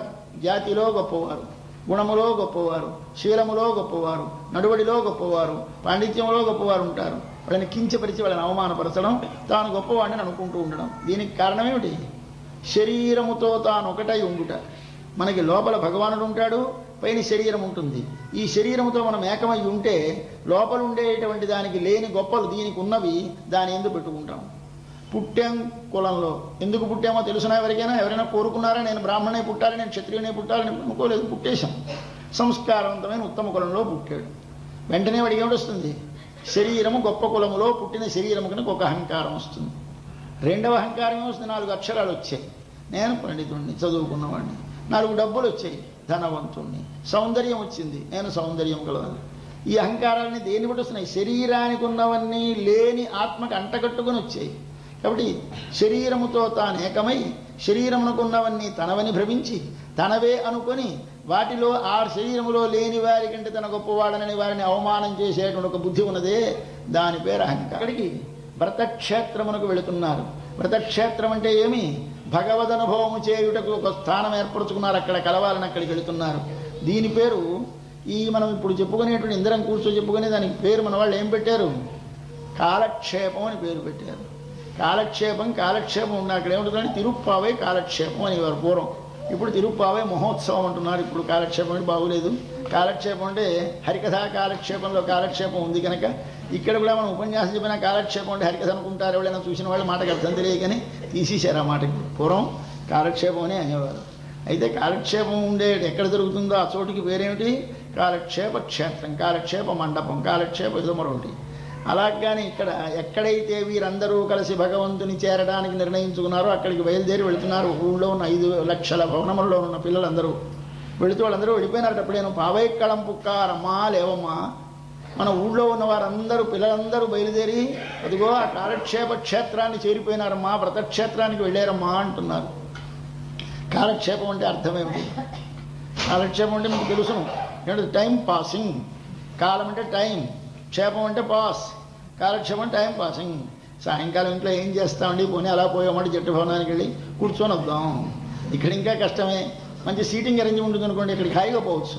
ఇదంటే ఈ శ్రమ అక్కర్లేదు, ముందుకు జరుగు వెనక్కి జరగక్కర్లేదు, ఒళ్ళు ఏం కందక్కర్లేదు, హాయిగా కాళ్ళు వేల వేసుకొని కూర్చోవచ్చు. వింటే వినొచ్చు, లేకపోతే పక్కవాడితో మాట్లాడుకుంటూనో ఏదో మరొక ఎవరు చూసుకుంటూనే కూర్చుంటే ఒక గంట సేపు మనకి సీట్ రిజర్వ్డ్, లేచి వచ్చేయచ్చు.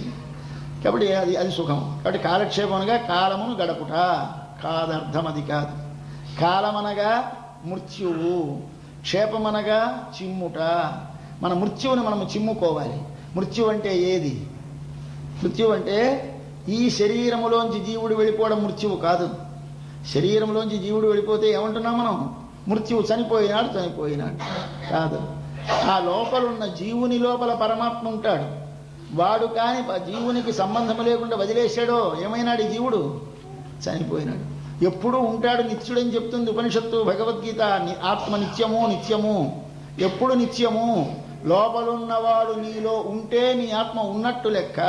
లోపలున్నవాడు లేడని నీకు కాని అనిపిస్తే నీవే లేనట్టు లెక్క అని ఉపనిషత్తు చెప్పింది. ఇక్కడ ఎవడు బ్రతికున్నవాడు, ఎవడు ఉన్నవాడు, లోపల ఉన్నవాడు ఉన్నాడని ఎరిగినవాడు ఉన్నవాడు, లోపలున్నవాడు లేడనుకున్నవాడు తానే లేనివాడు అని ఉపనిషత్తులో అస్తి బ్రహ్మేతి చేద్వేద సంతమేనం తతో విదుః అసన్నేవ సభవతి అసద్బ్రహ్మేతి వేద చేత్. బ్రహ్మము లేదు అని అనుకున్నవాడు తానే లేనివాడు, వాడు ఉన్నవాడని ఎరిగినవాడు ఉన్నవాడు అని చెప్పింది. కాబట్టి మనం అందరినీ ఏమిటంటాం? డబ్బున్నవాడిని ఏమిటంటాం? ఆయనకేమండి ఉన్నవాడు అంటారు. ఏమిటి ఉన్నవాడు? డబ్బు అనక్కర్లేదండి, ఆయనకు ఉన్నవాడండి, ఆయన కలవాడండి. కలవాడు ఉన్నవాడు అంటే డబ్బు. అలాగే ఉపనిషత్తుల్లో వేదాంతంలో ఉన్నవాడంటే ఎవడు? బ్రతికున్నవాడు కాడు, లోపలున్నవాడు ఉన్నాడనుకున్నవాడు ఉన్నవాడు, లోపలున్నవాడు లేడనుకున్నవాడు లేనివాడు. ఇది దాని అర్థం. అందుచేత మనము ఎప్పుడు చనిపోయినట్టు లెక్క అంటే భగవంతుడు లోపల ఉన్నాడనే జ్ఞానము మనకు కలగకపోతే మనమున్నా లేని వాళ్ళమే. లోనున్నవాడు ఉన్నాడనే మన జ్ఞానముగా నిశ్చయముగా కలిగితే మనం ఉన్నవాళ్ళము. కాబట్టి ఇక్కడ ఈ క్షేత్రంలో ఉంటే ఏమిటి కలుగుతుంది? మీకు లోపల ఉన్నవాడు అస్తవాన్ని ఇలా మొత్తుతూ ఉంటే అనిపించదు. ఉన్నాడు కాబోలు పోనీ ఉన్నాడు అనుకుందాం, మనకి ఏమైనా నష్టమని అక్కడ కూర్చున్నంతసేపైనా ఉన్నాడు అనక తప్పదు కదా అనుకుంటూ ఉంటాం. అనుకుంటూ ఉంటే ఏమిటవుతుంది? మన దగ్గరికి ఏదైనా ఒక దీనిలో ఉన్నప్పుడు అక్కడికి రావాలంటే పర్మిషన్ తీసుకో లోపలికి రావాలి. మనకి ఏదో వారంట్ పట్టుకొచ్చారు అనుకోండి. అలాగే మనకి కాలుడు అంటే యముడు వచ్చాడు, అయ్యా మీకు సమన్ వచ్చిందండి వేగంగా రమ్మన్నారు అని పిలుస్తాడు. ఈ లోపలికి వాడికి ఎంట్రన్స్ అవకాశం లేదు. ఇంచేత ఇక్కడికి రావడానికి ఒప్పుకోరు వీళ్ళు. ఎవరు? కాలక్షేప గోష్ఠిలోకి వారు రావడానికి వీళ్ళు. ఇక్కడ మృత్యువు రాదు. మృత్యు లేదంటే వాడు ఉన్నాడనే భావం తొలగదు. వాడు ఉన్నాడనే భావం లోపల ఉంటే యముడు మన దగ్గరికి వచ్చి తీసుకెళ్ళలేదని అర్థం. వాడు ఉన్నాడనే భావం అవతలకి వెళ్ళేసరికి వదిలేసిన ఉన్నావా అంటాడు. అవతల వాడిని ఎవడో పలికించాడు ఉన్నావా అని, వాడు వెంటనే వారిని ఇష్యూ చేసేస్తాడు. కాబట్టి నువ్వు వాడున్నాడనే భావం తగ్గిపోతే మనకి కాలం మీద వచ్చి పడ్డది. కాలం అంటే మృత్యు వచ్చి పడుతుంది. వాడు ఉన్నాడనే భావం నీ లోపల ఎంతసేపు మెదలుతూ ఉంటుందో అంతసేపు కాలము క్షేపము. కాలమనగా మృత్యువు, క్షేపమనగా చిమ్మివేయబడుతూ ఉంటుంది. అది చేసే స్థానానికి కాలక్షేపం, అది చేయించే ప్రవచనానికి హరికథకి అన్నిటికీ కాలక్షేపం. కాబట్టి కాలక్షేపం అంటే టైం పాసింగ్ అని అర్థం కాదు. సినిమాకి వెళితే అది కాలక్షేపం, అంతేగాని ఇక్కడికి వస్తే ఇది కాలక్షేపం అంటే అర్థం ఏంటి? మృత్యువును దగ్గరికి రాకుండా చిమ్మివేయు స్థానము. అటువంటి స్థానం వెళ్ళాడు. పావై అంటే వ్రతం. వ్రతం అంటే ఏది వ్రతము? భగవానుని యొక్క నిత్య అస్తిత్వం. ఎప్పుడు వాడు ఉన్నాడు, ఎక్కడ వాడు ఉన్నాడు అని కాలం అంతటా వాడు ఉన్నట్టు, దేశమంతటా వాడు ఉన్నట్టు, నా హృదయములో వాడు ఉన్నట్టు, సకల పదార్థములలో వాడు ఉన్నట్టు నీ భావన పెరగడానికి చేసే వ్రతమే తిరుప్పావై. తిరుప్పావై చేస్తే ఏమవ్వాలి? నీకు సంతతము అంతటా వాడు ఉన్నట్టి భావన కలగాలి. ఎవరిని చూసినా వానిలో కనిపించాలి, ఏ వస్తువు చూసినా వానిలో కనిపించాలి. దేనిని చూసినా ద్వేషము కలగకూడదు, దేనిని చూసినా వారికి మనం అపకారం చేయాలని బుద్ధి కలగకూడదు. ఇవి తగ్గితే నువ్వు వ్రతం చేసినట్టు లెక్క. తగ్గకపోతే చేస్తున్నాం, ఫలితం రాలేదనుకోవాలి. కాబట్టి ఫలితం వస్తే ఏమిటొస్తుంది? నీకు భగవంతునితో సంబంధం ఏర్పడుతుంది, శరీరముతో సంబంధం వదులుతుంది. చిట్ట చివరి నాడు కోరేదేమిటి? స్వామి నీతోనే నాకు ఎల్లప్పుడూ సంబంధం కలిగి ఉండుగాక అంటే అర్థం శరీరముతో సంబంధము లేకుండా పోవుగాక. శరీరంతో సంబంధం ఉండగానే కలిగేవేమిటి? కోరికలు. ఆ కోరికలు నాశనం అవుగాక. శరీరముతో సంబంధం ఉన్నందువల్ల కలిగేవన్నీ కోరికలు. ఇది కావాలి, అది కావాలి, అది కావాలి. దేనికి ఇవన్నీ కావలసినవన్నీ? దీనికి మేత. దీని మేతని సంపాదించే ప్రయత్నం తగ్గి లోపలున్నవాడు ఉన్నాడనే జ్ఞానము నీకు కలిగితే, వాడితోటే సకల సంబంధములు నీకు ఉన్నట్టు తెలిస్తే అప్పుడు నీవు ఉన్నట్టు లెక్క కనుక అటువంటి ఉనికిని మనకు సంపాదించడానికి ఈ వ్రతము చేస్తున్నాం కనుక ఈ వ్రతముకు వెళ్ళారు మన పిల్లలందరూ. పావై కళంబుకార్ ఈ ఊళ్ళో రాత్రి నుంచి ఇదే కోలాహలం. నన్ను పెద్దవాళ్ళు అంగీకరించారు, మీరందరూ వెళ్ళండి కృష్ణుడి దగ్గరికి, వ్రతం చేయండి అని ఒప్పుకున్నారు మన పెద్దలు. మన పెద్దలు ఎవరో మీకు జ్ఞాపకం ఉంటుంది, ఇవన్నీ కథ చెబుతూ ఉంటాము, మళ్ళీ దాని లోపల అర్థం మీకు జ్ఞాపకం ఉంటుందని మళ్ళీ చెప్పను. ఎవరి పెద్దలు అంటే ఇంతకాలము మనని వెళ్లకుండా అడ్డగించిన పెద్దలు. ఎవరు వారు? రాజస తామస చిత్త వృత్తులు. మన లోపల రజోగుణము చేత తమోగుణము చేత కలిగినటువంటి మన మనస్సు ఉందే, అదేం చేస్తుంది? చాలే వీడే ఉద్ధరించేవాడు, మన ప్రయత్నం మనం చేసుకుందాం, దేవుడిని కూర్చుంటే దొరుకుతుందా, మంత్రాలకి చింతకాయలు రాలుతాయా, ఇలాంటి నమ్మకాలు నాకు లేవు అంటూ ఉంటామే. వీరు మన పెద్దలు. వీరు అడ్డేస్తారు. అడ్డేసి ఏం చేస్తారు? దేవుడు లేడు, దెయ్యము లేదు, మన ప్రయత్నం మనం చేయాలి. చెయ్యాలి ప్రయత్నం. చేసిన ప్రయత్నాన్ని ఎవడు సఫలం చేస్తాడు, ఎవడు ఫలమిస్తాడు, అది నీకు తెలియాలి. ఎవడిస్తాడు? నారాయణనే. మొదటి పాశురంలో జ్ఞాపకం పెట్టుకోమని చెప్పింది అమ్మ. నారాయణుడే ఇస్తాడు. ఎవరికి? మనకే. మనమంటే ఎవరు? ఇట్టి విశ్వాసము కలవారికే. కాబట్టి విశ్వాసం కలవారికి ఫలమిచ్చేది నీ కర్మ కాదు, నీ జ్ఞానము కాదు, నీ భక్తి కాదు, నారాయణుడే ఫలమిస్తాడు అని చెప్పింది తల్లి. అందుచేత నిన్న సాయంకాలం మన పెద్దలు మనని వదిలిన దగ్గర నుంచి పిల్లలందరికీ ఏకంగా రాత్రంతా మన నిద్ర ఉందా? ఎప్పుడు తెల్లవారుజామును ఎప్పుడు స్వామితో కలుద్దామనేటువంటి ఆరాటంతో ఉన్నారు కనుక పిల్లలు వెళ్ళిపోయి ఉంటారు. కానీ అదేమిటి తెల్లవారడానికి గుర్తా అని పడుకుంది లోపలమ్మ. అంటే అప్పుడు మరో గుర్తు చెప్పవలసి వచ్చింది. ఇప్పుడు చెప్తున్నారు, వెళ్ళి ఎజుందు వియాజమురంగిత్తు. వెళ్ళి ఎజుందు. వీళ్ళకి వాచీలు లేవు ఆ రోజుల్లో. మన పూర్వులు మొన్నటిదాకా లేవు, మా చిన్నతనాల దాకా ఈ వాచీలు పెద్ద తెలియవు. ఎలా పొద్దు చూసేవారు? నక్షత్రాలని బట్టి. పగలు ఇలా చెవులో వేలు పెట్టుకొని ఎండకి ఎదురుగా నిలబడి కొలుసుకొని ఆ అడుగుల్ని బట్టి గుణించుకొని హెచ్చ వేసుకొని భాగించు ఇవన్నీ చేసుకొని చేసేవారు. కాబట్టి ఏమిటి? ఛాయని బట్టి పొద్దు కట్టేవారు. రాత్రి నక్షత్రాలని బట్టి పొద్దు కట్టేవారు. ఏ వేళకి ఇవాళ నక్షత్రం ఏదో చూసుకొని ఆ నక్షత్రం ఎక్కడుందో చూసుకొని అక్కడి నుంచి ఎక్కడున్నాడో సూర్యచంద్రుడు చూసుకొని ఇవన్నీ లెక్కలు పెట్టుకొని వాళ్ళు చెప్పేవారు. తెల్లవారుజామున శుక్రుడు ఉదయిస్తాడు. శుక్రుడు అంటే బాగా మెలమెల్లాడుతున్నటువంటి ఒక నక్షత్రం, చుక్క అంటారు. ఆ చుక్క తెల్లవారుజామున ఉదయిస్తుంది ఈ రోజుల్లో. ఆ తెల్లవారుజామున చుక్క వస్తే తెల్లవారిపోతుందని మనకి వృతే కదండి. అదిగో చుక్క పొడిచేసింది, అప్పుడే లే అని వారు పూర్వం. ఇప్పుడు వాచి 4 అయింది 3 అయిందని చెప్పినట్టు అప్పుడు చుక్కను చూసి లేపేవారు. కాబట్టి వెళ్ళి ఎజుందు. వెళ్ళి అంటే శుక్రుడు, ఎజుందు అంటే లేచింది, ఉదయించింది. గురుడు అస్తమిస్తాడు ఇప్పుడు. కాబట్టి గురుడు అంటే ఒక గ్రహం, శుక్రుడు ఒక గ్రహం. గురుడు శుక్రుడు 2 గ్రహాలు. ఈ గురుడు దేవతలకి గురువు, శుక్రుడు రాక్షసులకు గురువు. వీడు ఉదయిస్తున్నట్ట, వాడు అస్తమిస్తున్నట్ట. కాబట్టి లేవమ్మా అన్నారు. ఏమిటిది? నక్షత్రాలను బట్టి పొద్దు తెలిసేటువంటి ఒక జాతిలో పుట్టిన పిల్లలు కనుక వాళ్ళకి పెద్దల వ్యవహారం వల్ల తెలుసును కనుక దాన్ని చెప్పారు. కానీ వాళ్ళు పెద్ద పండితులై చెప్పలేదు, జ్యోతిష్ శాస్త్రం ఖగోళ శాస్త్రం తెలుసుని చెప్పలేదండి. అదొక అలవాటు కాదు. దీని లోపల ఆధ్యాత్మికమైన భావం ఉన్నది. ఏమున్నది? మన లోపల 2 సంపదలు ఉన్నాయి, దైవీ సంపద, ఆసురీ సంపద. మీకు భగవద్గీతలో 16వ అధ్యాయంలో దైవాసుర సంపద్విభాగ యోగం అని 16వ అధ్యాయం. అందరిలోనూ ఒక సంపద ఉంటుంది. ఏ సంపద ఉంటుంది? దైవ సంపద ఉంటుంది కొందరిలో, ఆసుర సంపద ఉంటుంది కొందరిలో. మనం ఎవరం? మనుష్యులం. మనం దేవతలం కాం, అసురులం కాం. కానీ మనం దేవతలం అసురులం కూడా అవుతూ ఉంటాం. ఎప్పుడు మారుతూ ఉంటాం. పొద్దున్న లేచేసరికి దేవులం, మరొక గంట పోయేసరికి అసురులం, మళ్ళీ దేవులం, మళ్ళీ అసురులం, ఇలా మారుతూ ఉంటుందండి.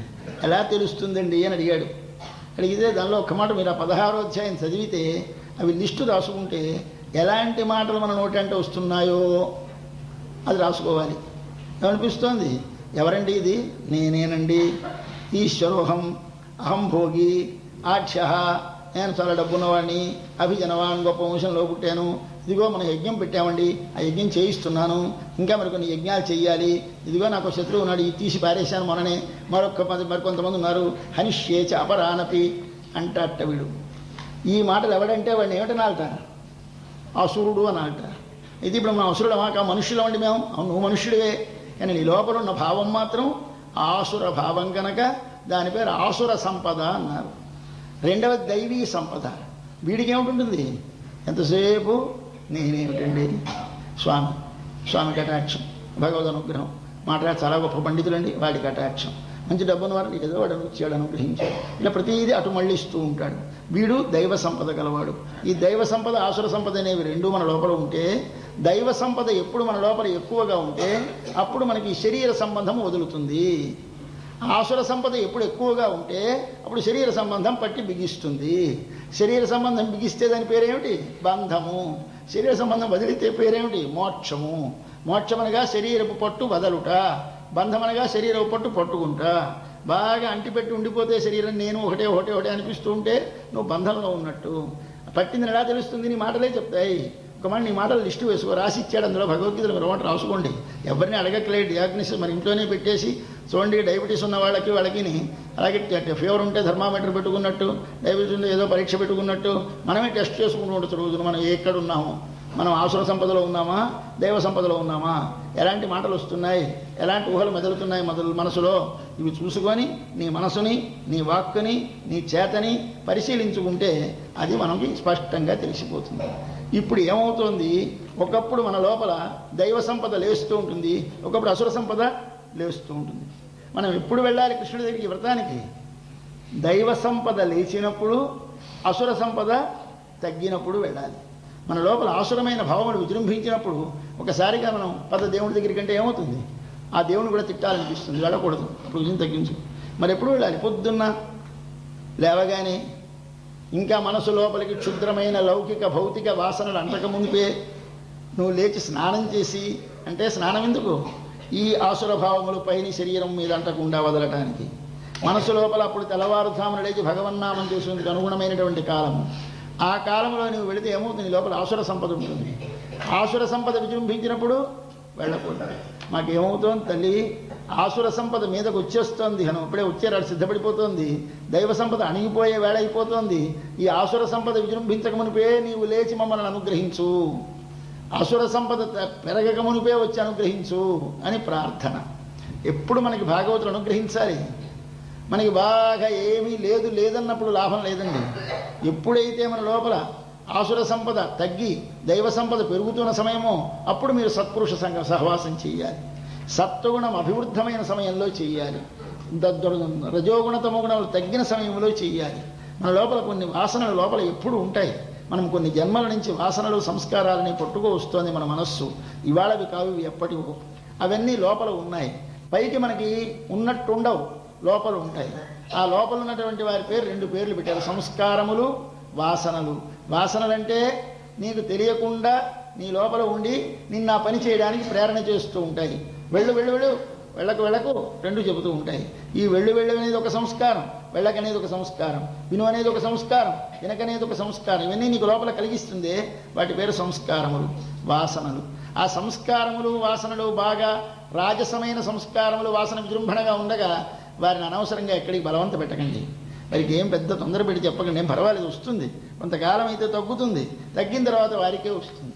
అయ్యా మీరు వినండి, మీరు రండి స్వామివారి దగ్గరికి, మీరు జీవస్వామిని సేవించండి, తీర్థం పుచ్చుకోండి, ఉపదేశం ఎవరికి అక్కర్లే. మీరు ఎలా ప్రయత్నం వద్దు. తగ్గుతుంది కొన్నాళ్ళకి. అది తగ్గిది లేస్తుంది. ఇప్పుడు వారే వస్తారు, మనమేం రమ్మనక్కర్లేదు.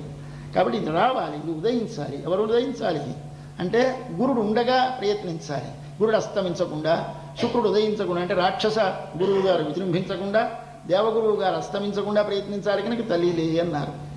కాదది కాదర్థం, మరో అర్థం అన్నారు మరొకరు. ఏమిటిది? శుక్రుడు ఉదయించడం అంటే శుక్రుడు చాలా గొప్పవట్ట, గురుడు చాలా చెడ్డవట్ట. అదేమిటిది? గురువు అంటే దేవతలకు గురువు అంటారు. గురువు అంటే ఆ గురువు అనే బృహస్పతి. ఈ బృహస్పతి దేవతలకు గురువు కదా, ఆయన మంచి గొప్పవాడు కాడు. శుక్రుడు రాక్షసుల గురువు గారు, ఆయన చెడ్డవాడు కాడు. అబద్ధమాడమని బలిచక్రవర్తికి బోధపరిచాడే, ఈయన మంచివాడా? అంటే ఈయన చెడ్డవాడు కదా అంటే కాదు. దానిలో అర్థం ఏమిటంటే శుక్రుడు ఒక విద్య ఆయనకి తెలుసును. మృత సంజీవని అని ఒక విద్య ఆయనకి తెలుసును. మృత సంజీవని అనే విద్య ఆయన దగ్గర ఉందని ఆయన్ని పంపించి, ఆ కచ్చదేవయ అనే కథ మీకు అందరికీ తెలుసును, భారతంలో కథ. ఆయన్ని పంపించి ఆయన ద్వారా ఆ విద్యను నేర్చుకున్నారు దేవతలు. ఆ నేర్చుకుంటే ఈ విద్య ఎవరి దగ్గర ఉంది? దేవతలకు ఎవరికి రాదు, ఈ బృహస్పతి గారికి రాదు. యుద్ధంలో చచ్చిపోతున్నారు అందరూ. చచ్చిపోతే బతికించేస్తున్నాడు ఆ శుక్రాచార్యుడు వారి గురువు గారు. అరే రాక్షసులు పెరిగి మళ్ళీ పుట్టేస్తున్నారు, దేవతలు చచ్చిపోయిన వాళ్ళు చచ్చిపోతున్నారు, మరి పుట్టడం లేదు. అంటే మనకు కూడా ఆ విద్య రావాలి. ఎలా ఇస్తాడు ఆయన? దేవతలు వెళితే ఇస్తాడా? మా ఎదురు పార్టీ వాళ్ళకి మేము ఉపదేశించకపోమంటాడు. అందుకోసం మెల్లగా వాళ్ళ ఇంట్లో ఉండేది ఒక అవకాశం కల్పించుకొని అక్కడికి వెళ్ళి అక్కడ ఆ విద్య నేర్చుకుని వచ్చాడ. ఈ విద్య ఉన్నవాడు ఆయన. ఈయనేమిటి చేశాడు బృహస్పతి గారు?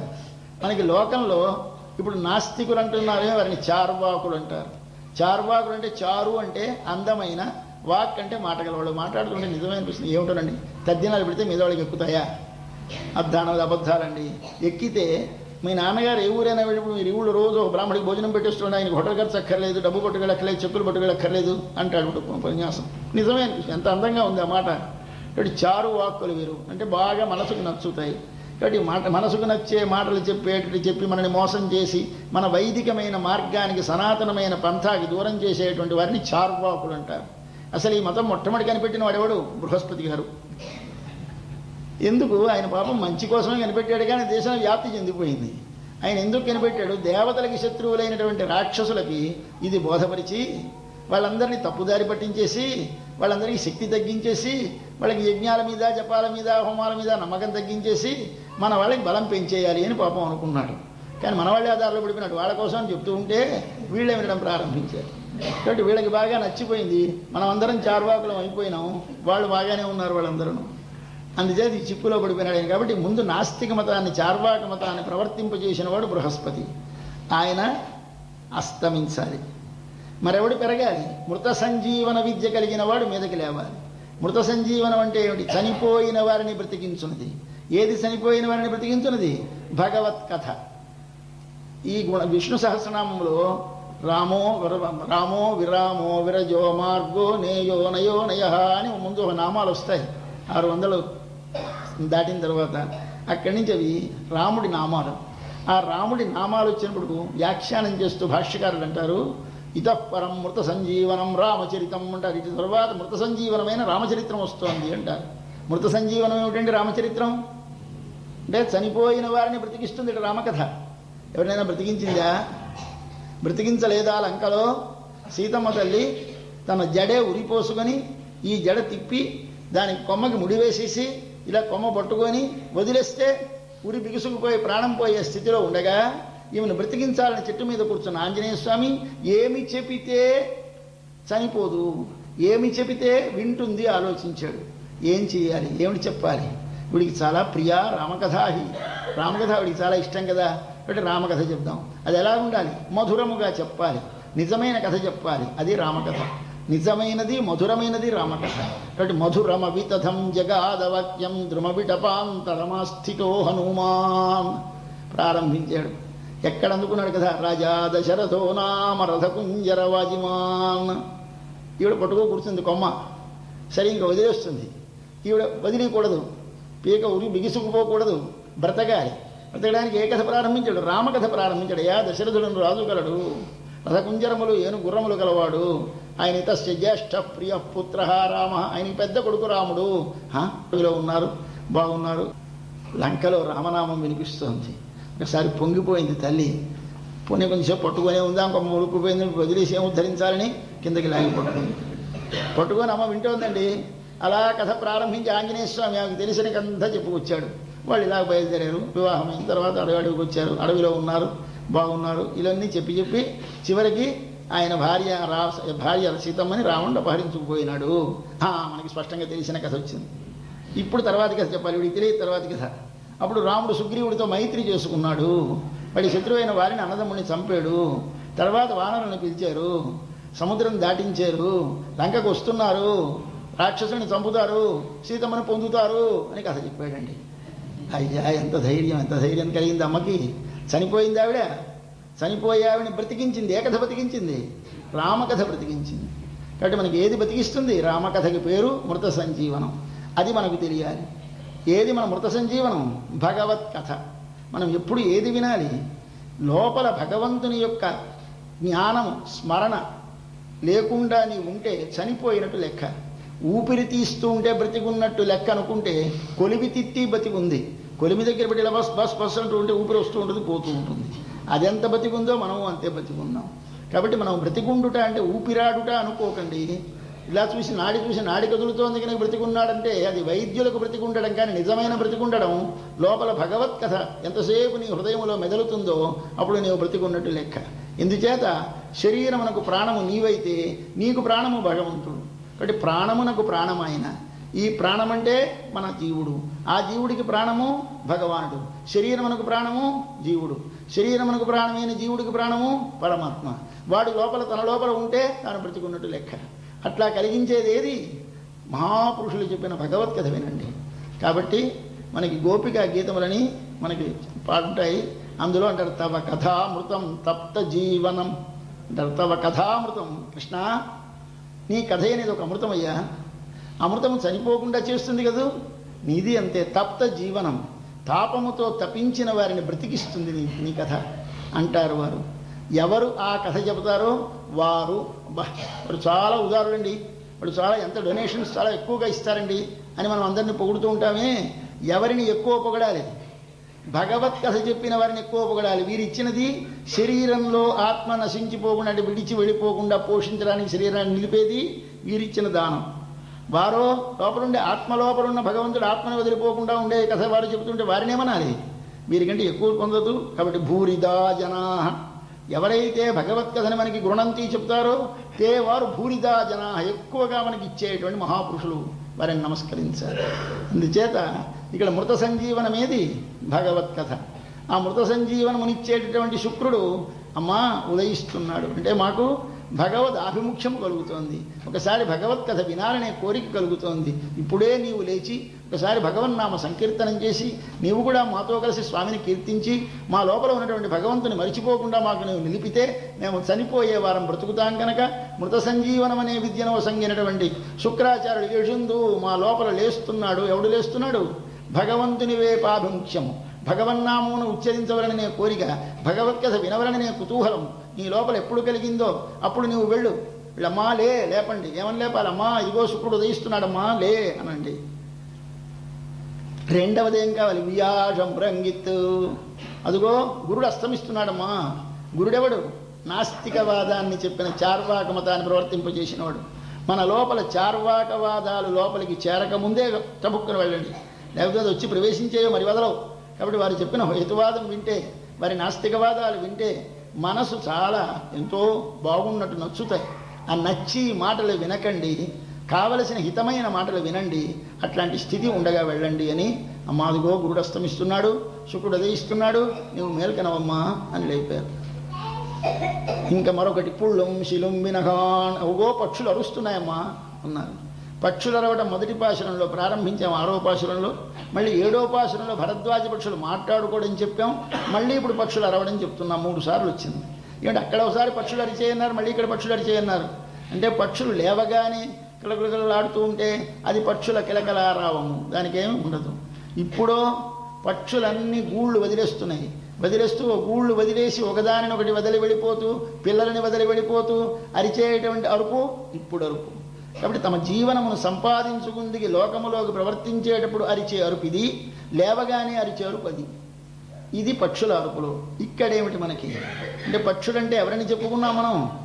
జ్ఞానము అనుష్ఠానం అనే 2 రెక్కలు కలిగినటువంటి మహాపురుషులు, భగవద్ బ్రహ్మవిందే సంతతము నడిచినటువంటి మహాపురుషులని పక్షులని చెప్పాం.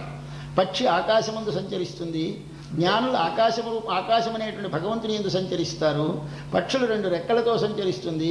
మన జ్ఞానులనేవారు జ్ఞానం ఒక పక్క, అనుష్ఠానం ఒక పక్క, అంటే ఆచరణ ఒక పక్క అనే రెండింటి మీద విహరిస్తూ ఉంటారు కనుక ఆకాశం అనే పరబ్రహ్మ యందు విహరించేటువంటి పక్షుల వంటి వారు మన గురువులు. వారు ఏం చేస్తారట? నిద్ర అంటే వారికి ఏమి, అలా భగవద్ అనుభవంలో సమాధిలో ఉండిపోతారు. ఉండిపోయిన తర్వాత ఒక్కసారి సమాధిలోంచి వెలికి వస్తారు. వెలికి రాగానే మనలాగా వాళ్ళు అబ్బా అయ్యా ఉస్సు అనరు. మరేమిటంటారా? అనుభవించినటువంటి అనుభవాన్ని ఒకసారి వారు వాగ్రూపంగా బయటకు వస్తుంది. ఆ వచ్చినటువంటి దాన్ని మనం వినాలి. ఆ వింటే అది మనకి మేలుకొలుపు అవుతుంది. ఏది మేలుకొలుపు? ఈ నిద్ర నుంచి లేపేది పక్షి అరుపు, లోపలి ఆత్మ భగవంతుని మరచిపోవుట అనేటటువంటి నిద్ర నుండి మేలుకొలిపేది జ్ఞానుల యొక్క ఆ భగవత్ సమాధి నుండి ఒక్కసారి లేచి వాళ్ళు పలికిన పలుకులు మనకి. తరువాత ఏం చేస్తారు? వీళ్ళందరూ ఒకరితో ఒకరు మాట్లాడుకున్నారట. ఇందాక ఏవి 2వ పాశురంలో వస్తుంది. అవి కీషన్ రంగు ఆనయిచ్చాత్తన్ కలందు పేసిన పేచ్చరవం కేటిలయో. అమ్మా భరద్వాజ పక్షులన్నీ కలిసి ఒకదానితోటి మాట్లాడుకుంటున్నా వినలేదా? ఇది ఈశావాస్య ఉపనిషత్తులో ఋషులందరూ ఈ ఉపనిషత్తులు ఎవడికి ఇష్టం వచ్చినట్టు వాడు చేయలేదండి. ఆ సమాధిలో అనుభవించి ఒకసారి అందరూ కలిశారు. కలిసి ఆహా ఈ విషయం విన్నారా అని ఒకరికొకరు చెప్పుకున్నారట. అది వారు అంటారు ఏనస్తద్విచక్షిరే, ఇది నాకు ఎవరు చెప్పారో అటువంటి వారు ఇలా చెప్పారండి, ఇలా అన్నారండి అంటారు. అంతేగా నేను చెప్పానండి అనరు. ఇది ఒకరు చెప్పినది. ఎవరికి చెప్పిన? ఋషికి. ఈయన ఋషే అయినా ఋషే. వారి మాట వీరు విని వీరు చెప్పారని వీరు చెప్తారు.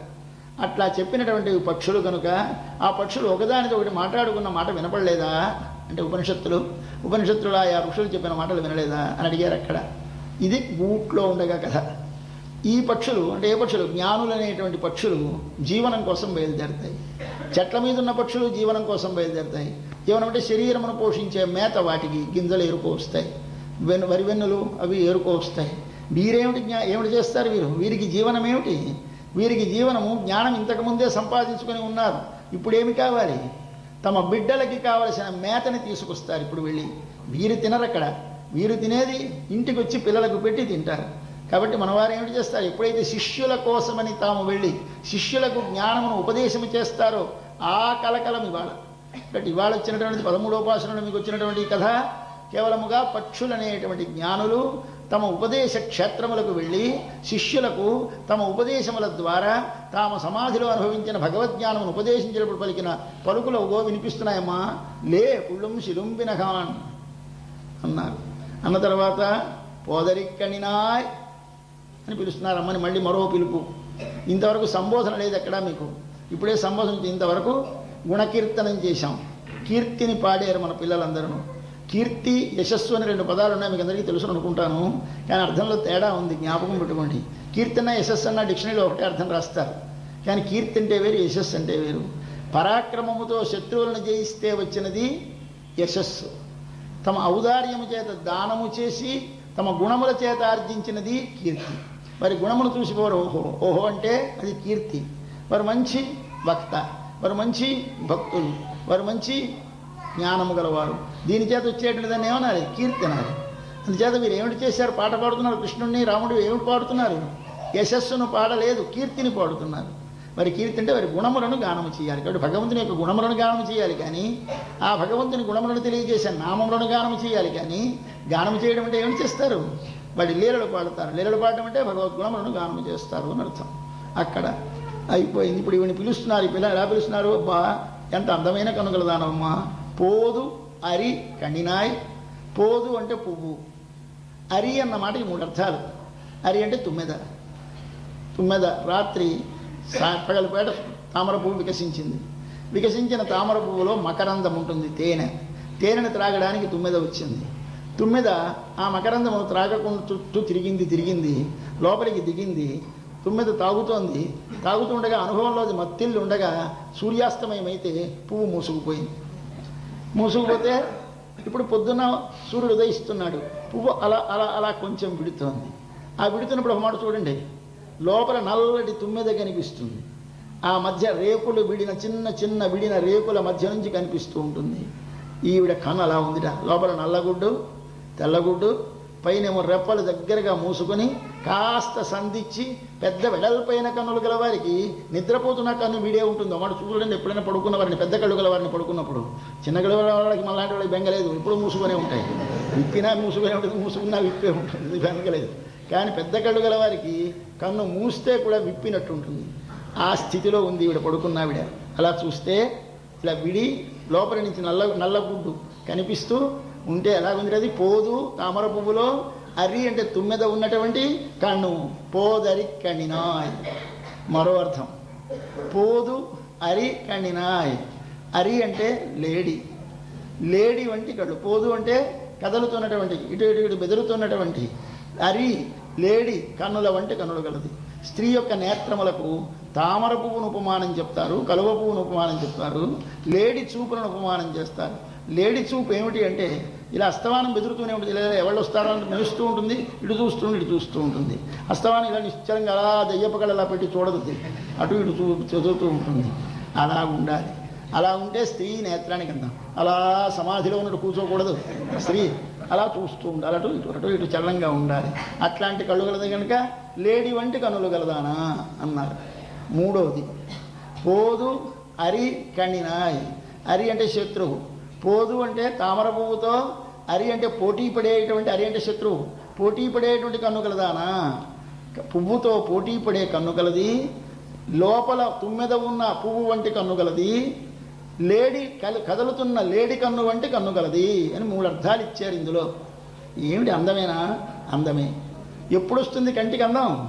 కంటి అందము గలవాని ఎడతేకి ఉపాసిస్తే కంటికి అందం వస్తుంది. యథాకృత న్యాయం అని ఒక న్యాయం ఉంది వేదాంతంలో. యథాకృత న్యాయం అంటే నువ్వు ఈ లోకంలో ఎటువంటి దానిని ఉపాసన చేస్తే ఆ లోకంలో అటువంటి రూపాన్ని నీకు వస్తుంది. కాబట్టి మనం దేనిని ఉపాసన చేస్తే, ఎటువంటి రూపాన్ని ఉపాసన చేస్తే ఆ రూపము ఆ గుణములు మనకు వస్తాయి. ఎలాగూ అంటే ఏది మనము దానిలో వస్తువు పెడితే ఆ వస్తువు యొక్క వాసనే దానికి అంటినట్టుగా మంచి వాసన గల ద్రవ్యము పెడితే బట్టలలో సువాసన వస్తుంది. వాసన దుర్వాసన కలిగిన వస్తువులు పెడితే దుర్వాసన వస్తుంది. అలాగే నీ మనసులో ధ్యానించే దేన్ని ధ్యానించాలి? చాలా ఉత్తమమైన గుణసంపద కలిగినటువంటి, రూపసంపద కలిగినటువంటి భగవత్ స్వరూపాన్ని ధ్యానిస్తే నీ లోపల నీ మనసుకి పరిశుద్ధత కలిగి నీకు నైర్మల్యము కలిగి ఉత్తమ గుణసంపత్తి కలుగుతుంది. అందుచేత లోపల ధ్యానించే వస్తువుని బట్టి ఉంటుంది కనుక ఎలాంటి రూపము ఎలాంటి గుణములతో నీ ఉపాసన చేస్తే అక్కడ చూస్తుంది. సూర్యమండలంలో ఉన్నటువంటి వాడిని ఉపాసన చేస్తోంది ఇప్పుడు ఈ పిల్ల. సూర్యమండలంలో ఉన్నవాడు ఎలా ఉంటాడు? పుండరీకాక్షుడు ఆయన, ఆ విశాలమైన నేత్రములు గలవాడు. అటువంటి వాడిని ఉపాసన చేస్తే ఏమిగా వస్తుంది? పుండరీకాక్షత్వం వస్తుంది. తామర పువ్వుల వంటి నేత్రములు వచ్చేది కనుక మా పోదరిక్కణినాయ్ అని పిలిచారు. ఆ తామర పువ్వుతో పోటీ పడుతోంది ఈవిడ. అంటే తామర పువ్వుతో పోటీ పడడం వెడల్పుగా ఉండడం, రేకు బాగా వెడల్పుగా సోగగా ఉంటుంది.